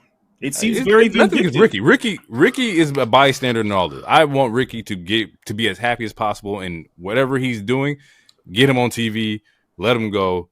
Whatever Ricky wants, let him have it. But as far as like Matt Cardona wrestling Jericho, that is Effie's fault. But it could have been Ricky. It could have been anybody else. It could have been Ricky. It should have been Ricky. You don't think it's funny that he specifically chose someone who's not signed in the company who was about to fight Ricky? I definitely think. I definitely don't think it's a coincidence, and I don't think it's more so of a FU to Ricky as it's more of a FU to GCW. But that's just how I'm looking at it. But then again, at the same time, it could be looked at as an FU to fucking Ricky as well. Although it might be Stone Cold, and he might have the two middle fingers up. I don't know. It's a possibility. I hope that's not the case though. I hope that we will see Ricky. But I'm not a booker. If it was up to me, Ricky would have been in the Continental replacing Juice, and he definitely would have been in either fighting Cardona on AEW at Hammerstone himself, or interfering in the storyline between Jericho and Matt Cardona. I don't think that you can just come in here to the company I'm signed to and get a match. Well, I can't get no match. Like, I think that's also a good story to lean into, but do I think they'll do it? Absolutely not. Should they do it? For sure. Getting out of here. Smackdown time.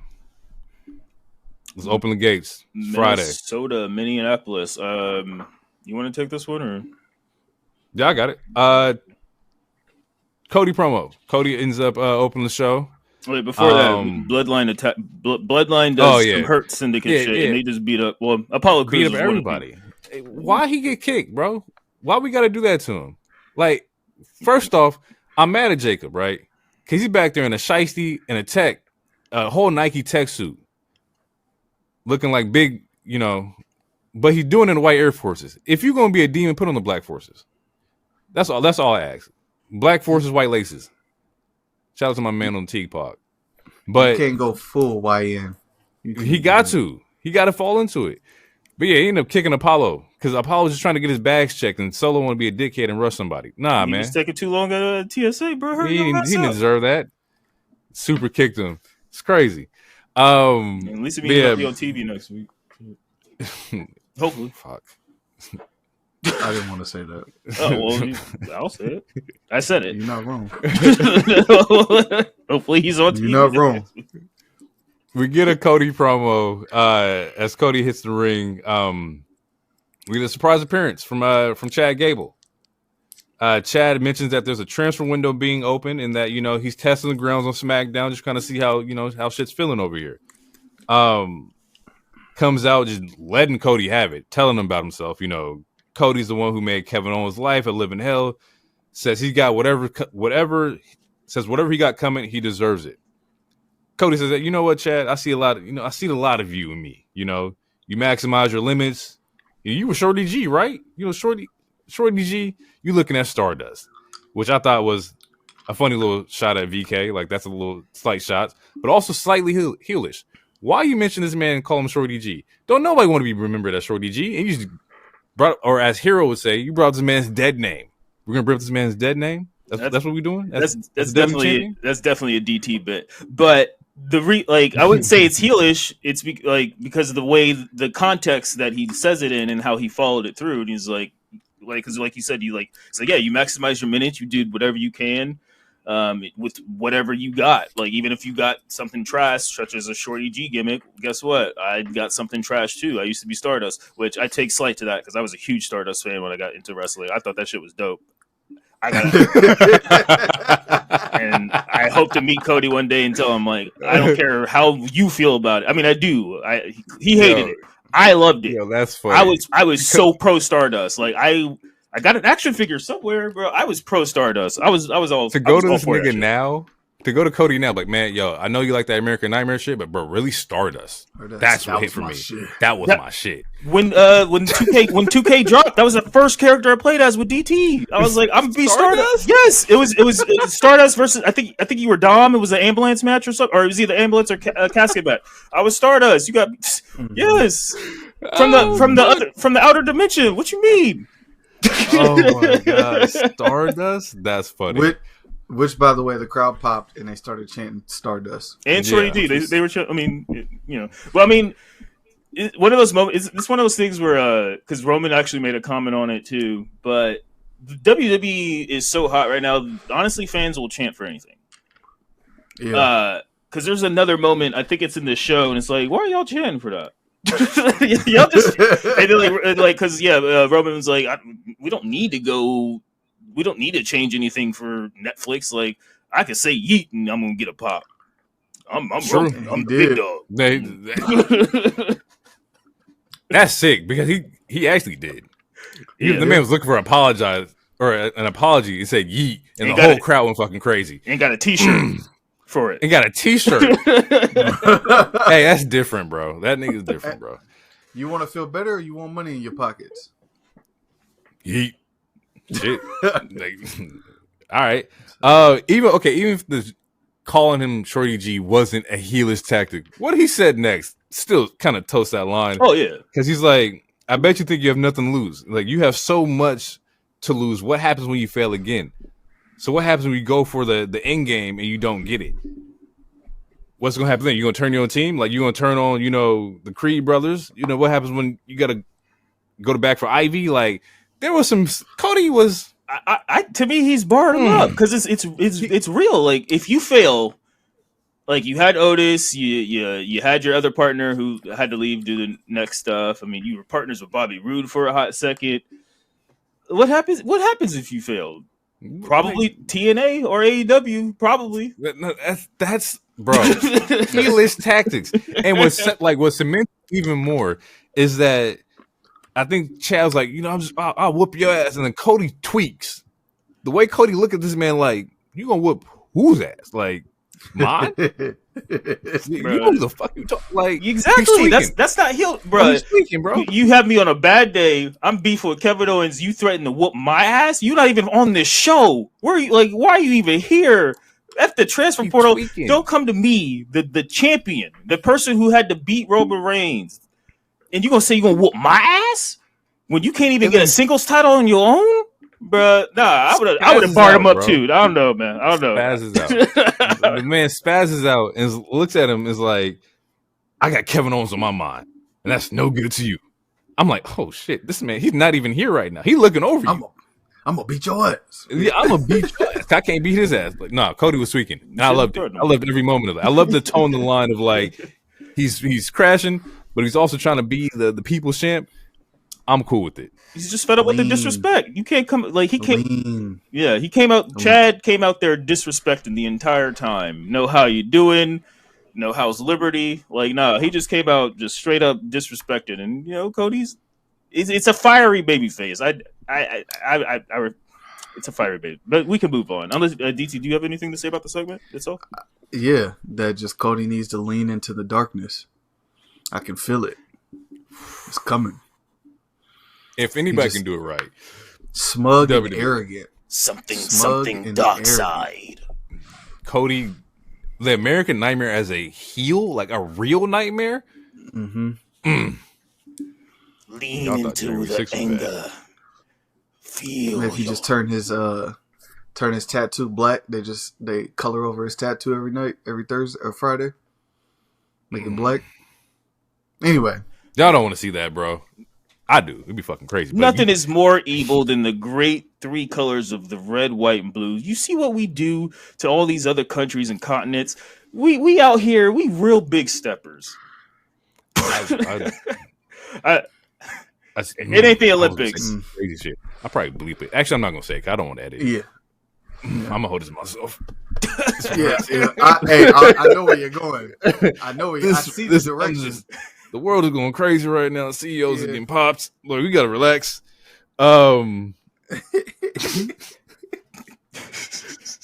Stay on the road. Don't turn that blinker off. Stay on the road.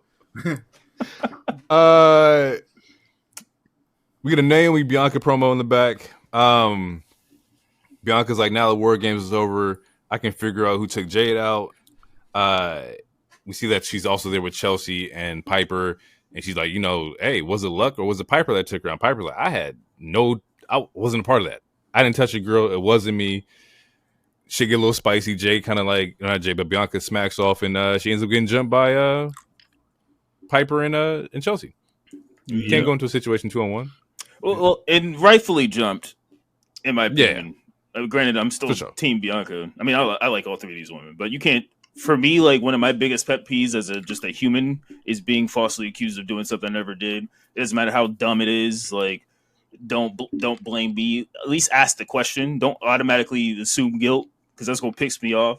So I feel what Piper did. Like, you ain't gonna just be pointing fingers all willy nilly. I'll beat your ass. Nah. At least she tried though. Yeah, you're not wrong. Like I said, rightfully jumped. You can't just be popping off on people. Like, accusations. False accusations. Oh, that was great. We get Naomi versus Tiffy versus Elektra. This is Women's United States qualifier match, mm-hmm. Right? And, she looked very nice. Very nice. All three. I saw it, but they did. I need Elektra with her own like video package and music and shit. Yeah, that was the first question my wife had. She was like, she ain't got her own music? I was like, I guess not. As a whole like character, she came out looking ready to go. Like, image was great, gear was fire. She needed her own shit. Like that legato did not fit her at all. Yeah, and to give we gave Fab some love. Electra, who a lot of people are not familiar with her in ring work unless you were watching NXT, she has also improved. Her, B-Fab, and a couple others, they still need some more time, like more opportunities, but she has improved, and I thought she did a well job in this showing. She did. Candice shows up and she ends up distracting Naomi, which then sets up Tiffy to get the prettiest moonsault on Lopez. And now we have Tiffy moving on to face Michin in the next round. Thoughts? She didn't need to win. She has a briefcase. Yeah, that's my thought. I feel like I deadass feel like she only won because it was the hometown. Yep. But she's not going. I mean, shit. WWE will make you lose in your hometown too. But if she was a babyface, they'd make her lose. But for the heel, I kind of see it.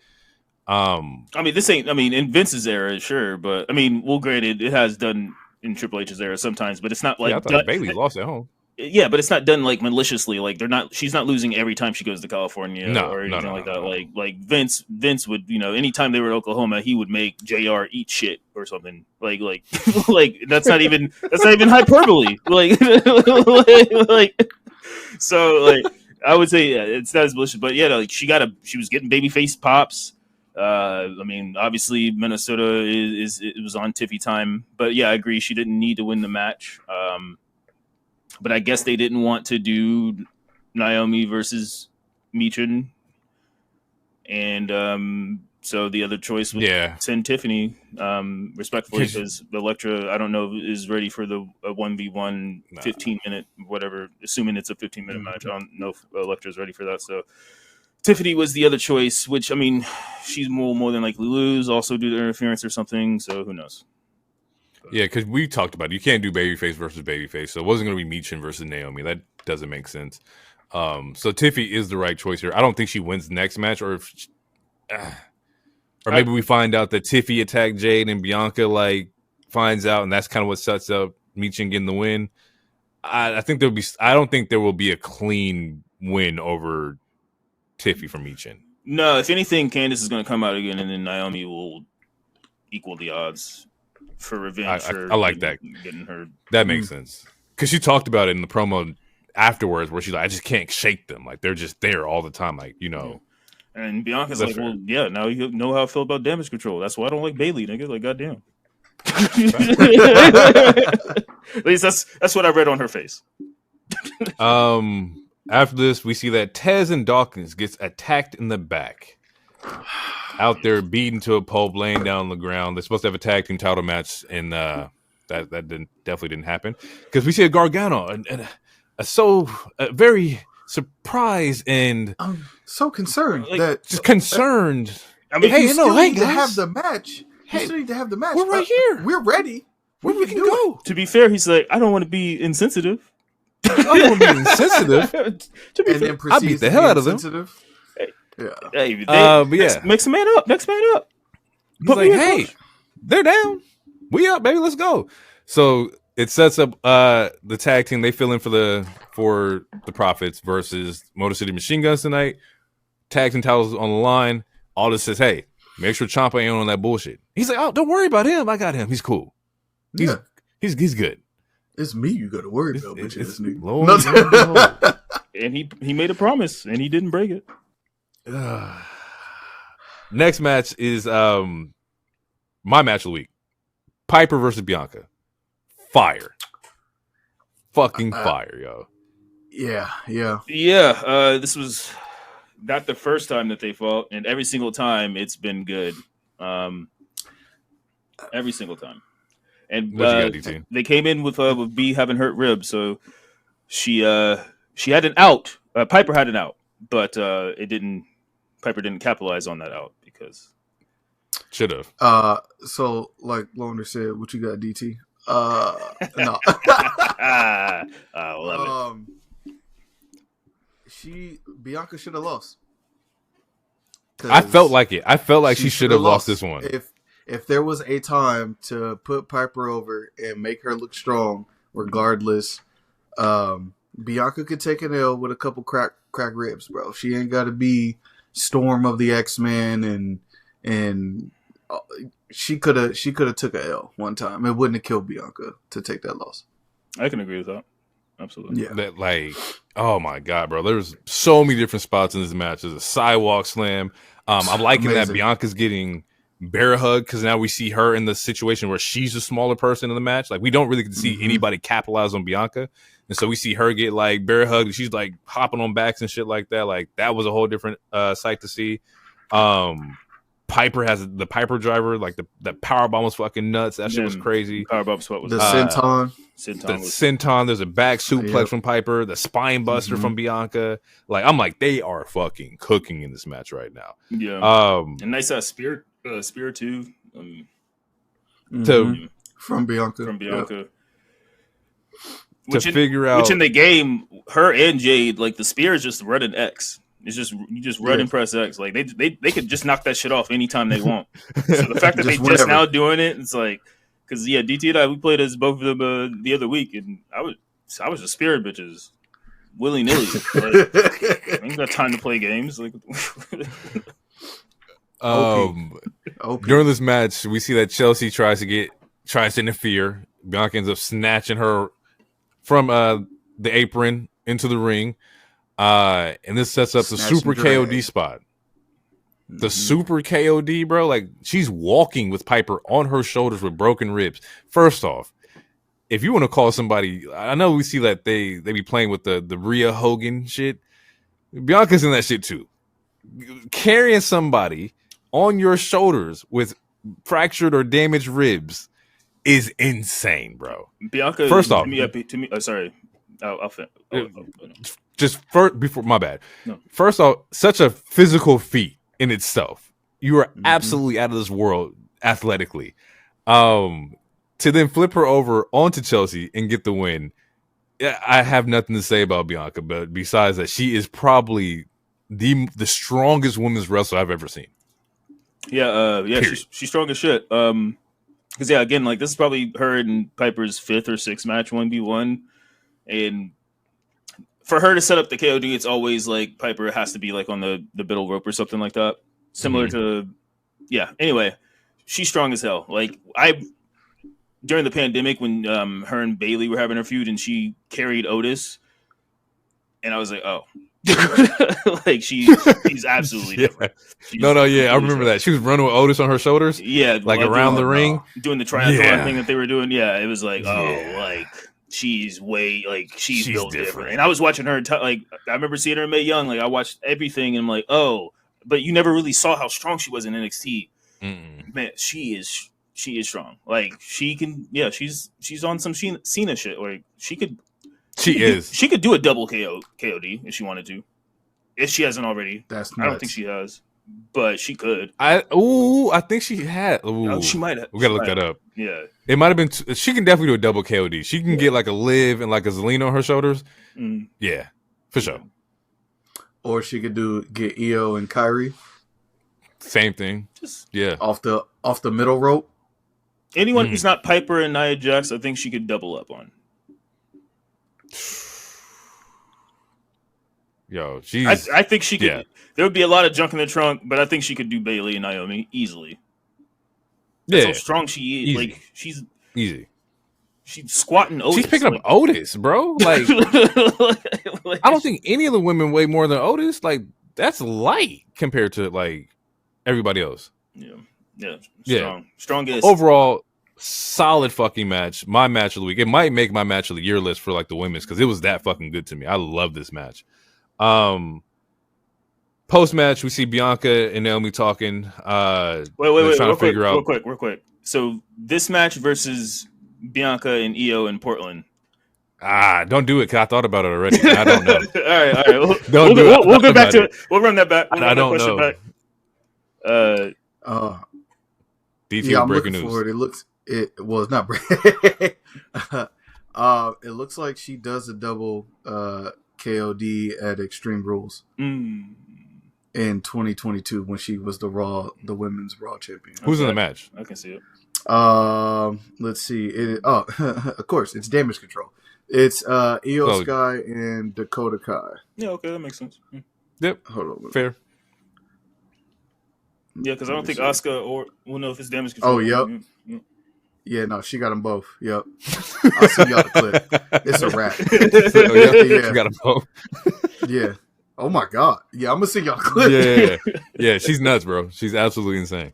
Bianca and Naomi are talking to Saxon backstage to try to figure out who attacked Jade. They run to the list that it could be anybody. It could have been, Nia, Tiffy, Candice. It could have been Liv or Raquel. They have no idea who attacked Jade, but they're gonna figure it out. Do we have an angle where they want to go with it? I'll just do this. I'll tell you what I think. I think that it might be Liv and Raquel that may have injured Jade, right? And I think that then pushes Bianca to Raw in the transfer. And I think by, I won't say handicap, but I say with Bianca going to Raw, you also then take profits and you push them to Raw, which opens up them being able to challenge for those titles over there. And I'll explain that as we get to the tag team section. But I think that we're probably going to see Bianca on Raw. I think Netflix wants Bianca. I wouldn't be mad at that. That's just my thoughts.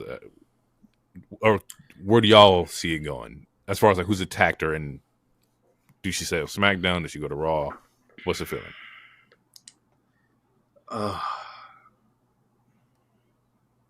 From a business perspective, you're definitely you're gonna want all the top stars that you can get on Netflix. Cool. Which is gonna turn SmackDown into the B show.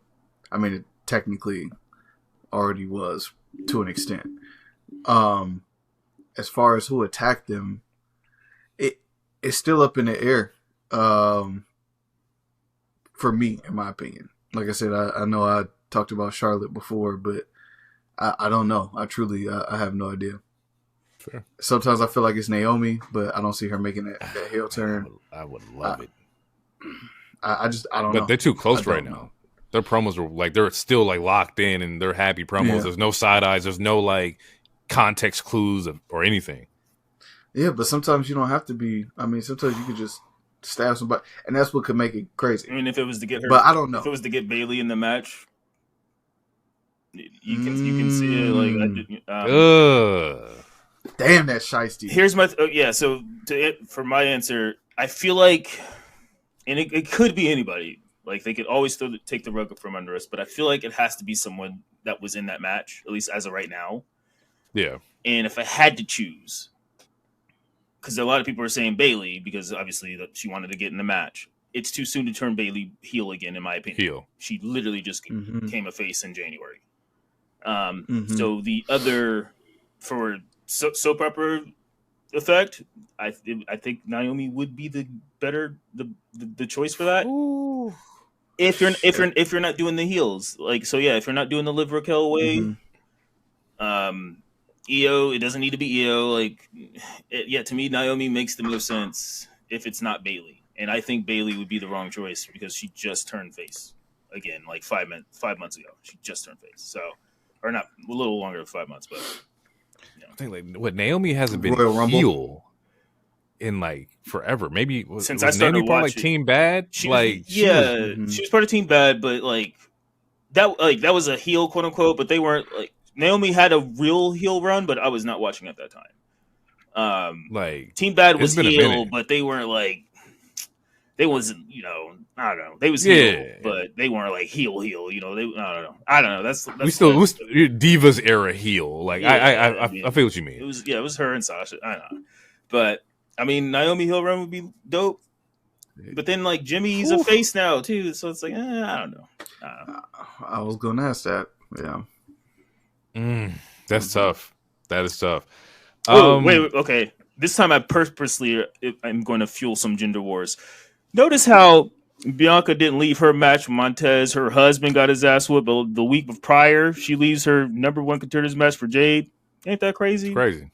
Insane, right? Oh, he'll be fine. He got jumped. Well, but B-Fab is there. I'm just... Well, hey, Montez got Dawkins with him. So, yeah, I can see how in her mind, you know what I'm saying, he should be there. Your homeboy was with you. I'm just saying, there's no tweets either. Like Naomi tweeting about Jimmy, like, "Oh, I gotta go back home and take care of my man with a broken foot." Meanwhile, your boy just got jumps. And for the record, I was making a joke, people. This is not red pill. Yeah, these all It's jokes. not red pill hero right now. All jokes. Mad jokes. From here we get the Shinsuke promo. Where Shinsuke is coming down to this entrance. Presentation for Shinsuke is wet. Mm-hmm. It's fire. It's fire. Yep. Like, yep. Not to sound insensitive or weird, but it's like very Ghost of Tsushima, like very samurai-esque. Like that shit is fucking horror to me. But we don't get to see a lot of it. Immediately, LA Knight comes out. Big pop for LA Knight. And he's like, "Hey, I'm trying to get my shit off, or I want my title spot or whatever." And then Andrade comes in. Andrade's like, "Hey, I got unfinished business with Shinsuke. This man tore off a turnbuckle pad, and we got to get back to the basics here." LA Knight's like, "Nah, after I get my title back, we can run this back again, but right now we got to go." And then Bloodline Warfare. You hear a what the hell? What? From Boop! Super kick. All you hear is thigh slaps. Pow! Pow!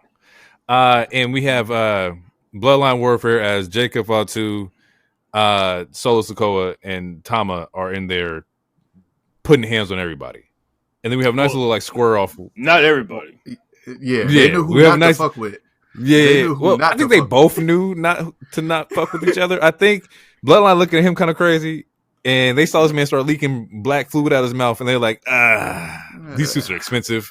I don't know if we want to do this. Solo was, even before the Miss drool came out, Solo was already stopping Fatu. Like, Fatu, he's ready to jump on anybody. Yeah, but Solo, Solo's like, I don't know about this one, big dog. Not him. This ain't our fight. Let him go. Let's beat up some nerds. He cool. Yeah. He's all right. And you see like Shinsuke like slowly back out, like he got the gun pointed at him, but it's just his mouth with fucking he's just holding his jugular, just holding his throat, like ready, move, ready to. One of us got to say it. He was ready to spit. All right, there we go. I said it. I was going. I held it back. I was going to say it too. He was ready to spit. Nah, bro, you can't say that, bro. You can't be like, this man was choking his neck and he was ready to spit. Like, that sounds kind of crazy, my nigga. I would have been upset if I listened to the episode and I was like, man, no one took that joke. I would have been upset. Oh, man. Yeah, so they allow him to walk out, and then Solo lets off a pretty solid fucking promo. Great promo. You know, and did you, what did you tweet about this promo? Because I loved what you tweeted about it. I'm not even gonna lie, I forgot. We could paraphrase it. Solo's coming to his own. He seems a lot more comfortable, which we talked about on the show. The last couple episodes. He's found. I think he's found his niche. Like, I mean, he's there. Yeah. Like he compare this version of Solo to the day after Mania or that Smackdown after Mania. Like it's almost night and day. Like, it is whole different character. Yeah, whole different character. Like, like he's still mimicking Roman, but again, like what we talked about multiple episodes ago, where it's like he's a villain, but he's like a kind of a jokey villain, but not like the Joker kind of jokey, but like I don't know. It's great, and the promo was passionate, and obviously people love Fatu. People have been getting on board with Tama with the yeah. It's been getting over. Something that DT also pointed out. And now with Loa being gone, it'll be interesting to see how they use these pieces. Like, are we going to see more Fatu single matches, or are we going to see more Tama matches? But as this trio moves forward, it'd be interesting to see what's going to go down and how these stories play out now that Bloodline members are missing. Inside the promo, he says, like, just because we lost soldiers, we ain't the ones.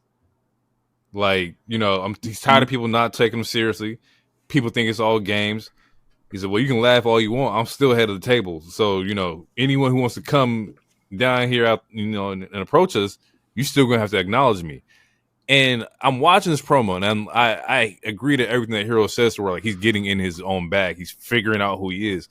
And I asked a question, I think either like last episode or the episode before, to where like, do we see Solo becoming WWE champion? And I can walk it back. I think we'll see Solo as WWE champion. I think there will be a moment where Solo Sikoa will be that guy because he can do it. I think the promos are there. The entertainment aspect is there. The in-ring work has gotten a lot better. Like he's able to transition to tell stories also in the ring too. Like Solo will be a WWE champion. I don't know when. I ain't gonna put a date on it, but it's going to be sooner rather than later. Yeah, I thought so. I listened to the Off the Top Rope or whatever with Big Keish. I thought Rikishi was off his rocker. I mean, I thought he was just being a dad. And listen, he know enough about the business to be able to speak on it because he's been through it.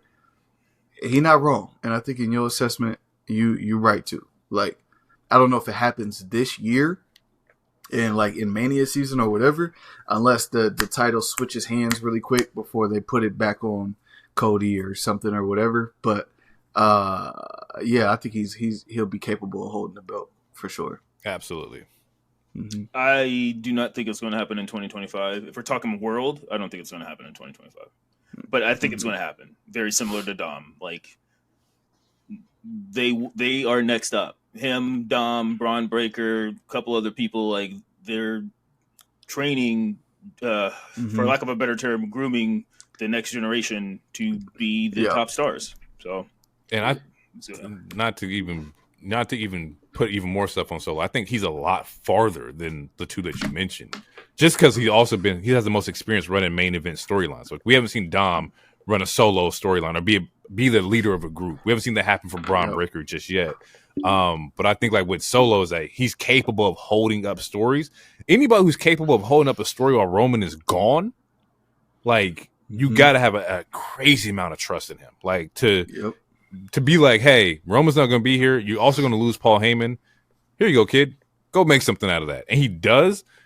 You got to give him the ball at some point. You have to. He's done it with like the least amount of help. Even with the point of where you lost Jimmy. So both of your brothers are not there. You get two other people who are like they weren't around in WWE. You're the leader of them, and you only been in for 3 years. Like Solo is, they're new to the company. Yeah, like you got to give him the rock, and I think that's why I think it's going to be more sooner than later because like he's shown you he can do it. The other ones they have to go through the trials and tribulations. They have to go through their moments of leading a faction or being the head of a main event segment. Like Solo already showing you he got it. So shout out to him, man. Like especially with the only being in for 3 years. I think he was in the same class as Tiffy. I think we said that before. Like him and Tiffy came in at the same time. Like, yeah, dude's great. From here, DIY versus Motor City Machine Guns. This is another phenomenal fucking match of the week. Not a match of the week for me, but a great fucking match. Storytelling, impeccable. Impeccable storytelling that happened in here.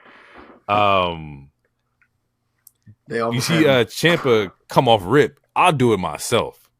I get over it. You're not even hitting the right way. I tag you and you do a goddamn wrist lock. Take this motherfucker's chest off. And for a minute there, Ciampa was like going toe to toe with both of them for a minute. Like he was like, he was doing it, yo. Like I was like, which we seen him do with Pretty Deadly a couple weeks ago. That's true. You know, but with Motor City, they were a little too strong, so he had to make a tag at some point, which he was not happy with because like he tagged him, and then Johnny didn't. Instead of attacking him outside, he just threw him in a ring. He's like, "What the fuck are you doing?" And like they push each other for a little bit, and then like they literally implode. Like DT said, like I was like, oh, this is. Well, actually, I did see a spoiler, but the way even with seeing the spoiler, they still kind of tricked me for a little bit. Where it's like these they are imploding. Like this, like they were like it was it was very toxic relationship, similar to that one song in Kendrick's "Mr. Burlau," where it's like they was like I'm done with you too. Like it was like God damn, bro, like this is a live crowd, like. Y'all still got a match. So when the Prophets first got attacked, my first thought was, it's literally my first thought was, it's Gargano. He did it, and this was like right before he was coming up, and then as the match unfolded, I'm like, wait, maybe Gargano didn't do it. Maybe he didn't do it, and maybe it was Tommaso, and he was just taking up for him. Nah, it was Gargano all the way. Yeah. It was both of them together, and they flipped that motherfucker and went heel. And the way they did it, right, to where like he says, you know, I'm done with this. DIY is over. Or before that, he actually kicks him in the face. Calls him stupid for taking the kick to the face. But then he slides the chair in. Refs is distracted with Ciampa trying to bring this chair in, and we see a low blow from Gargano. Mm-hmm. And the look on, I believe it was Shelly's face, like, yo, what are you doing? Who are you? Bow, super kick. Yeah. Mm-hmm. Super kick, straight to the chin. I thought we meet you in the middle. 1, 2, 3. DIY is tag team champions for the second time. This to me felt like the clips and like the little bit I did see of Ciampa and Gargano and NXT. The theater, the theatrics that they were doing was very reminiscent of the shit that I seen them do before. And they just could do it on a bigger stage. So I loved everything about this match. This was a really solid storyline that was being told here.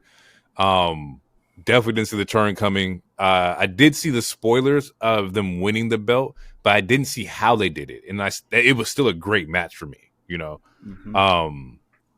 So I have nothing negative to say about them winning.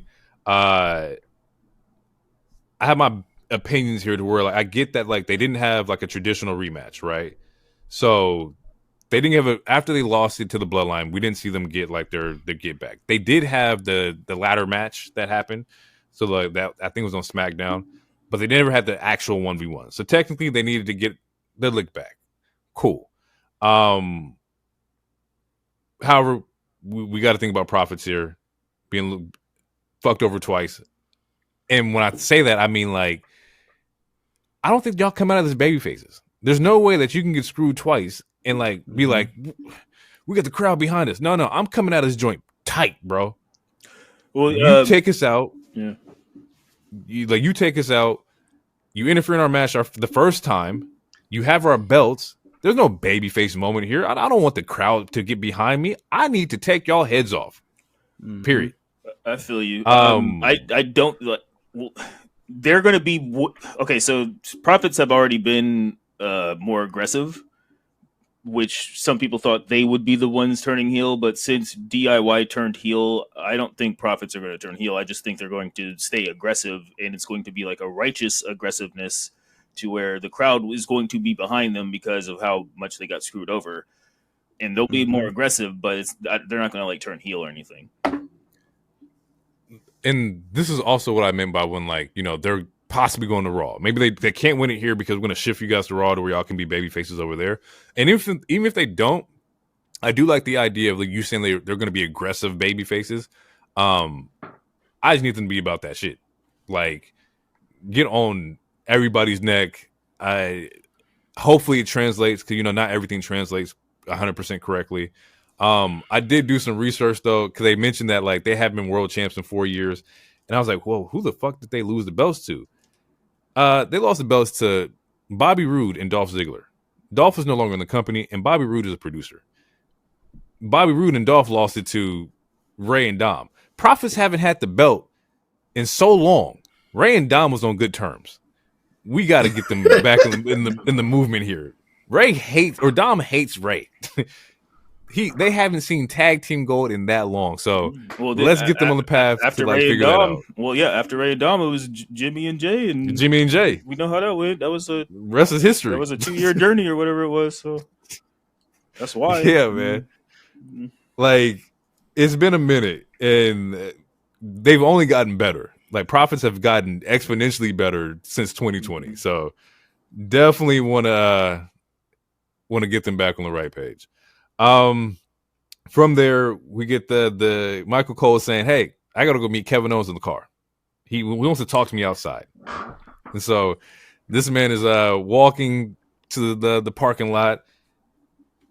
and KO rolls down the interview. Hey, Michael, get in the car. And it reminded me of Wayne Brady and Dave Chappelle. Yep. Is Kevin Owens gonna have to choke a bitch? Is Kevin Owens going to choke a bitch? And inside this interview, he's like, "There's the I didn't write everything, but I got the notes or the big moments." He's like, "How many times?" Kevin Owens asked Michael, "How many times have you seen or have you watched Roman try to end my career?" He said, "Then Cody just teams with the guy, like what the fuck?" Face.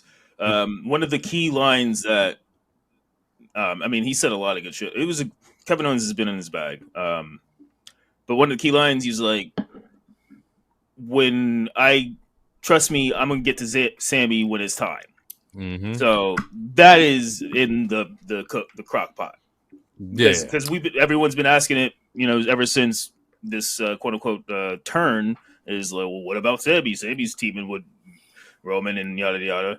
And Kevin, hey, when we cross that bridge, best believe he said, "Trust me." And he's supposed to be the most dangerous character right now. Besides like a Fatu, I'm gonna trust him. So, yeah. Well, and it was what led into that, because like Cole was like, it's not just Cody. It was it was Jay, it was Jimmy, it was Sammy, and then he goes into Usos. I don't care about. They're gonna go back because they're family, XYZ, whatever. But Sammy, I'm gonna see him for sure. He gonna get his. And I was like, oh fuck, hey Sammy, watch your back, man. It goes back to the press conference when I told you Sammy acknowledged the team up, and he knows that Kevin is vengeful. So that was the first nugget, if you will. So they're letting you know it's going to happen. So they're giving you continuity there for sure. And then he says, or Cole's like, well, maybe you should look in the mirror and realize, you're the problem.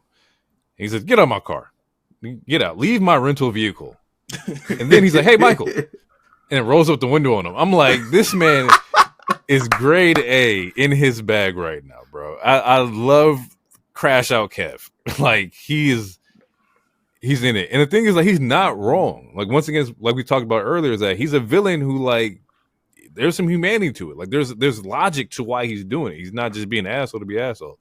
And you kind of man, I want to see him get his lick back. He deserves it, yo. You deserve to get your lick back. You're kind of rooting for the villain in this case. How do we think this is going to play out? Saturday Night Main Event. KO, Cody. Well, okay, wait. Okay, before you ask that question, we get the Chad and Cody match. Cody eventually wins. I don't know if it was on the air or not, but KO comes out and attacks, and he targets one of his ankles. Yeah, because Cody lost his boot because Chad was doing the ankle lock and everything. And that's the end of the show. I didn't want to rush through it, but we're running long, and that's actually a really good question that you just asked. I will answer it after DT. I like how you did that. I really strongly believe that Kevin Owens should win. Kevin Owens should go over. If you want to do a rematch at Royal Rumble for the belt as the main event, cool, by all means, knock it out, do it. But KO should win the belt. Excuse me. That's the short version of it. I don't think that KO is this vicious, this locked in for him to lose a second time to Cody. He already lost at was it SummerSlam or no? Bash, that was Solo. I think it was Bash. Bash in Berlin. He already lost, and he was on some good guy. Hey, I'm your friend. You only giving me a match because I'm your friend. Da da da. Type. This is not that. This is I'm coming out. I'm creating a weak point, stomping on your ankle. When I see you next Saturday, it's up. Stunners, it's power bombs, pop up power bombs, sentons. It should be a flurry of KO ass whooping. Kyle driver? Question mark. You know what? So. The only reason why I would say no is, well, you could do it, but I would do it after the match. If KO wins, he gets the belt. I would do a power driver to Cody, and then it takes Cody out till before Royal Rumble. If you're playing it the same way, because at some point, RKO is coming back, and the first person he got to deal with has to be Kevin Owens. So if you want to take Cody out the picture for a little bit, so you can focus on Cody and on KO and RKO, that's the route I would do it. So to piggyback off of that and to add a little more, so the way that I have it in my mind is that we're not going to get Rock and Cody. So in saying that, at least in my mindset, if we're not going to get Rock and Cody, yeah, I think KO should win this, not just because he lost to Cody already, but because it's very similar to how I felt about Shinsuke. Like, KO lost multiple fucking title shots against to Roman during that Bloodline run. And at some point, he has to win a damn title match. Otherwise, we will never believe him in a damn title match. So, yeah, I think he should win. And whether it's the powerbomb apron or whether it's the power drive or whether it's both, take Cody out for a couple weeks because he's been working his ass off. He's the company workman besides Dom. Like, he can take 2-3 weeks off. Maybe, so the way I'm seeing it, he does the power driver, whichever one, takes out Cody. Maybe Randy shows up after the end of the show. And then January's Saturday night, we get Randy and KO. KO retains. And then we get Cody. Cody returns. Cody can win it back at Rumble. And at some point, this is going to set up Randy and Cody. Because if we're not getting Cody and Rock for Mania, I think we're going to get Randy and Cody for Mania. I don't know, unless they want to hold that off into SummerSlam. But again, I feel like it really depends on Dwayne. But we could give KO a 2-month reign with that title. Give KO a break. And yeah, you can keep all these stories cooking. And then it'll eventually will set up Randy versus Cody. I like that. I think that's probably the best way to do it. I'm also interested in, like, I know did KO resign? I know his contract was coming up. He like resigned, I don't. It never officially came out, but I'm pretty sure he resigned. Like I would assume so. Especially if you give him like the title, but then I also would understand like having a big like moment to where you put somebody over, although Cody doesn't need to be put over, but this is a big fucking story. I do like where you guys are at. I think Kevin Owens. I didn't agree with it being for the title because I felt like this was bigger than like the belt, but also like taking away Cody's belt would kind of like lean into, it'd be like the dagger in the chest of like, now you really ain't got nothing. Like you teamed up with all these people that backstabbed me. I beat you for your most prized possession. Now you don't got it. Now what are you going to do, kind of thing. But also for Rumble's sake, you have a big moment when Cody comes back. Actually, I wouldn't do it probably until like maybe the Friday before Rumble, because like that Cody pop is gonna be insane if he doesn't show up for 2 months. Like, you know, KO's running a rampage. You can still do KO versus somebody. Maybe it is Randy at the second Saturday Night main event, and then after that you lead into like the return of Cody Rhodes.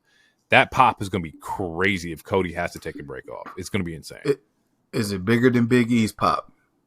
Is it bigger than John Cena's pop? You have an opportunity. Well, I wouldn't put Cody in the Rumble. Have 3 big. No. Not in the Rumble. Okay, all right. He's getting a rematch. He's getting a rematch.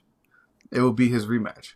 Well, okay, but you haven't. I'm sorry. Go ahead. No. Well, I was going to say Cena comes back on the 6th, so I mean he's going to get a pop, but it's not a return pop. Now, if we're doing multiple returns, I feel like we should leave that to E, because that like with.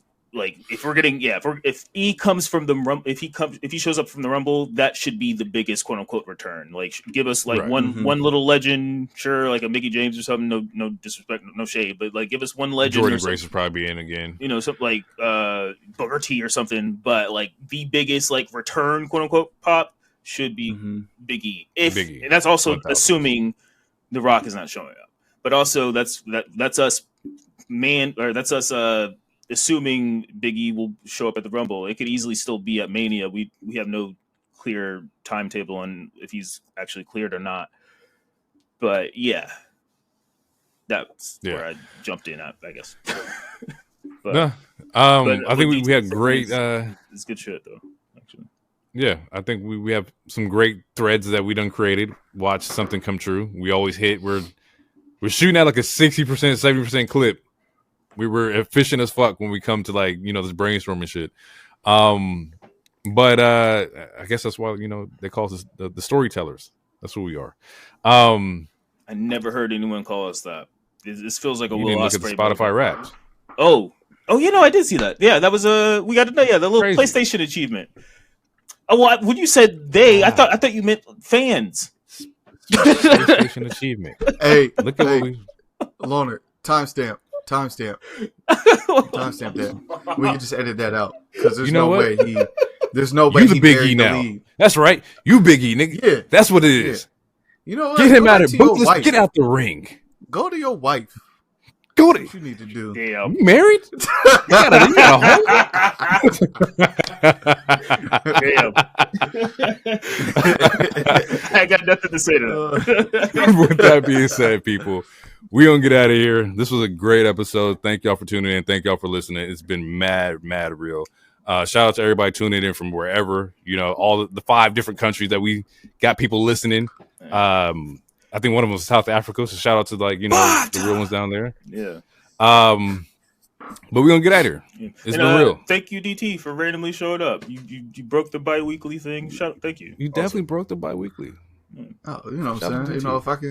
If I can pull up. And I appreciate that you didn't use the Chiefs in that 2-Pete example as well. I really appreciate that. Because fuck the Chiefs. The Chiefs? Oh, wow. Yeah, because he didn't use them as because I used everybody except for them. And I really appreciate that. I really appreciate it. I loved it. Yeah. You like Patrick Mahomes? Never mind. Nah. I'm getting out of here. Yeah. It's been real, y'all. Peace out. Too sweet. Peace.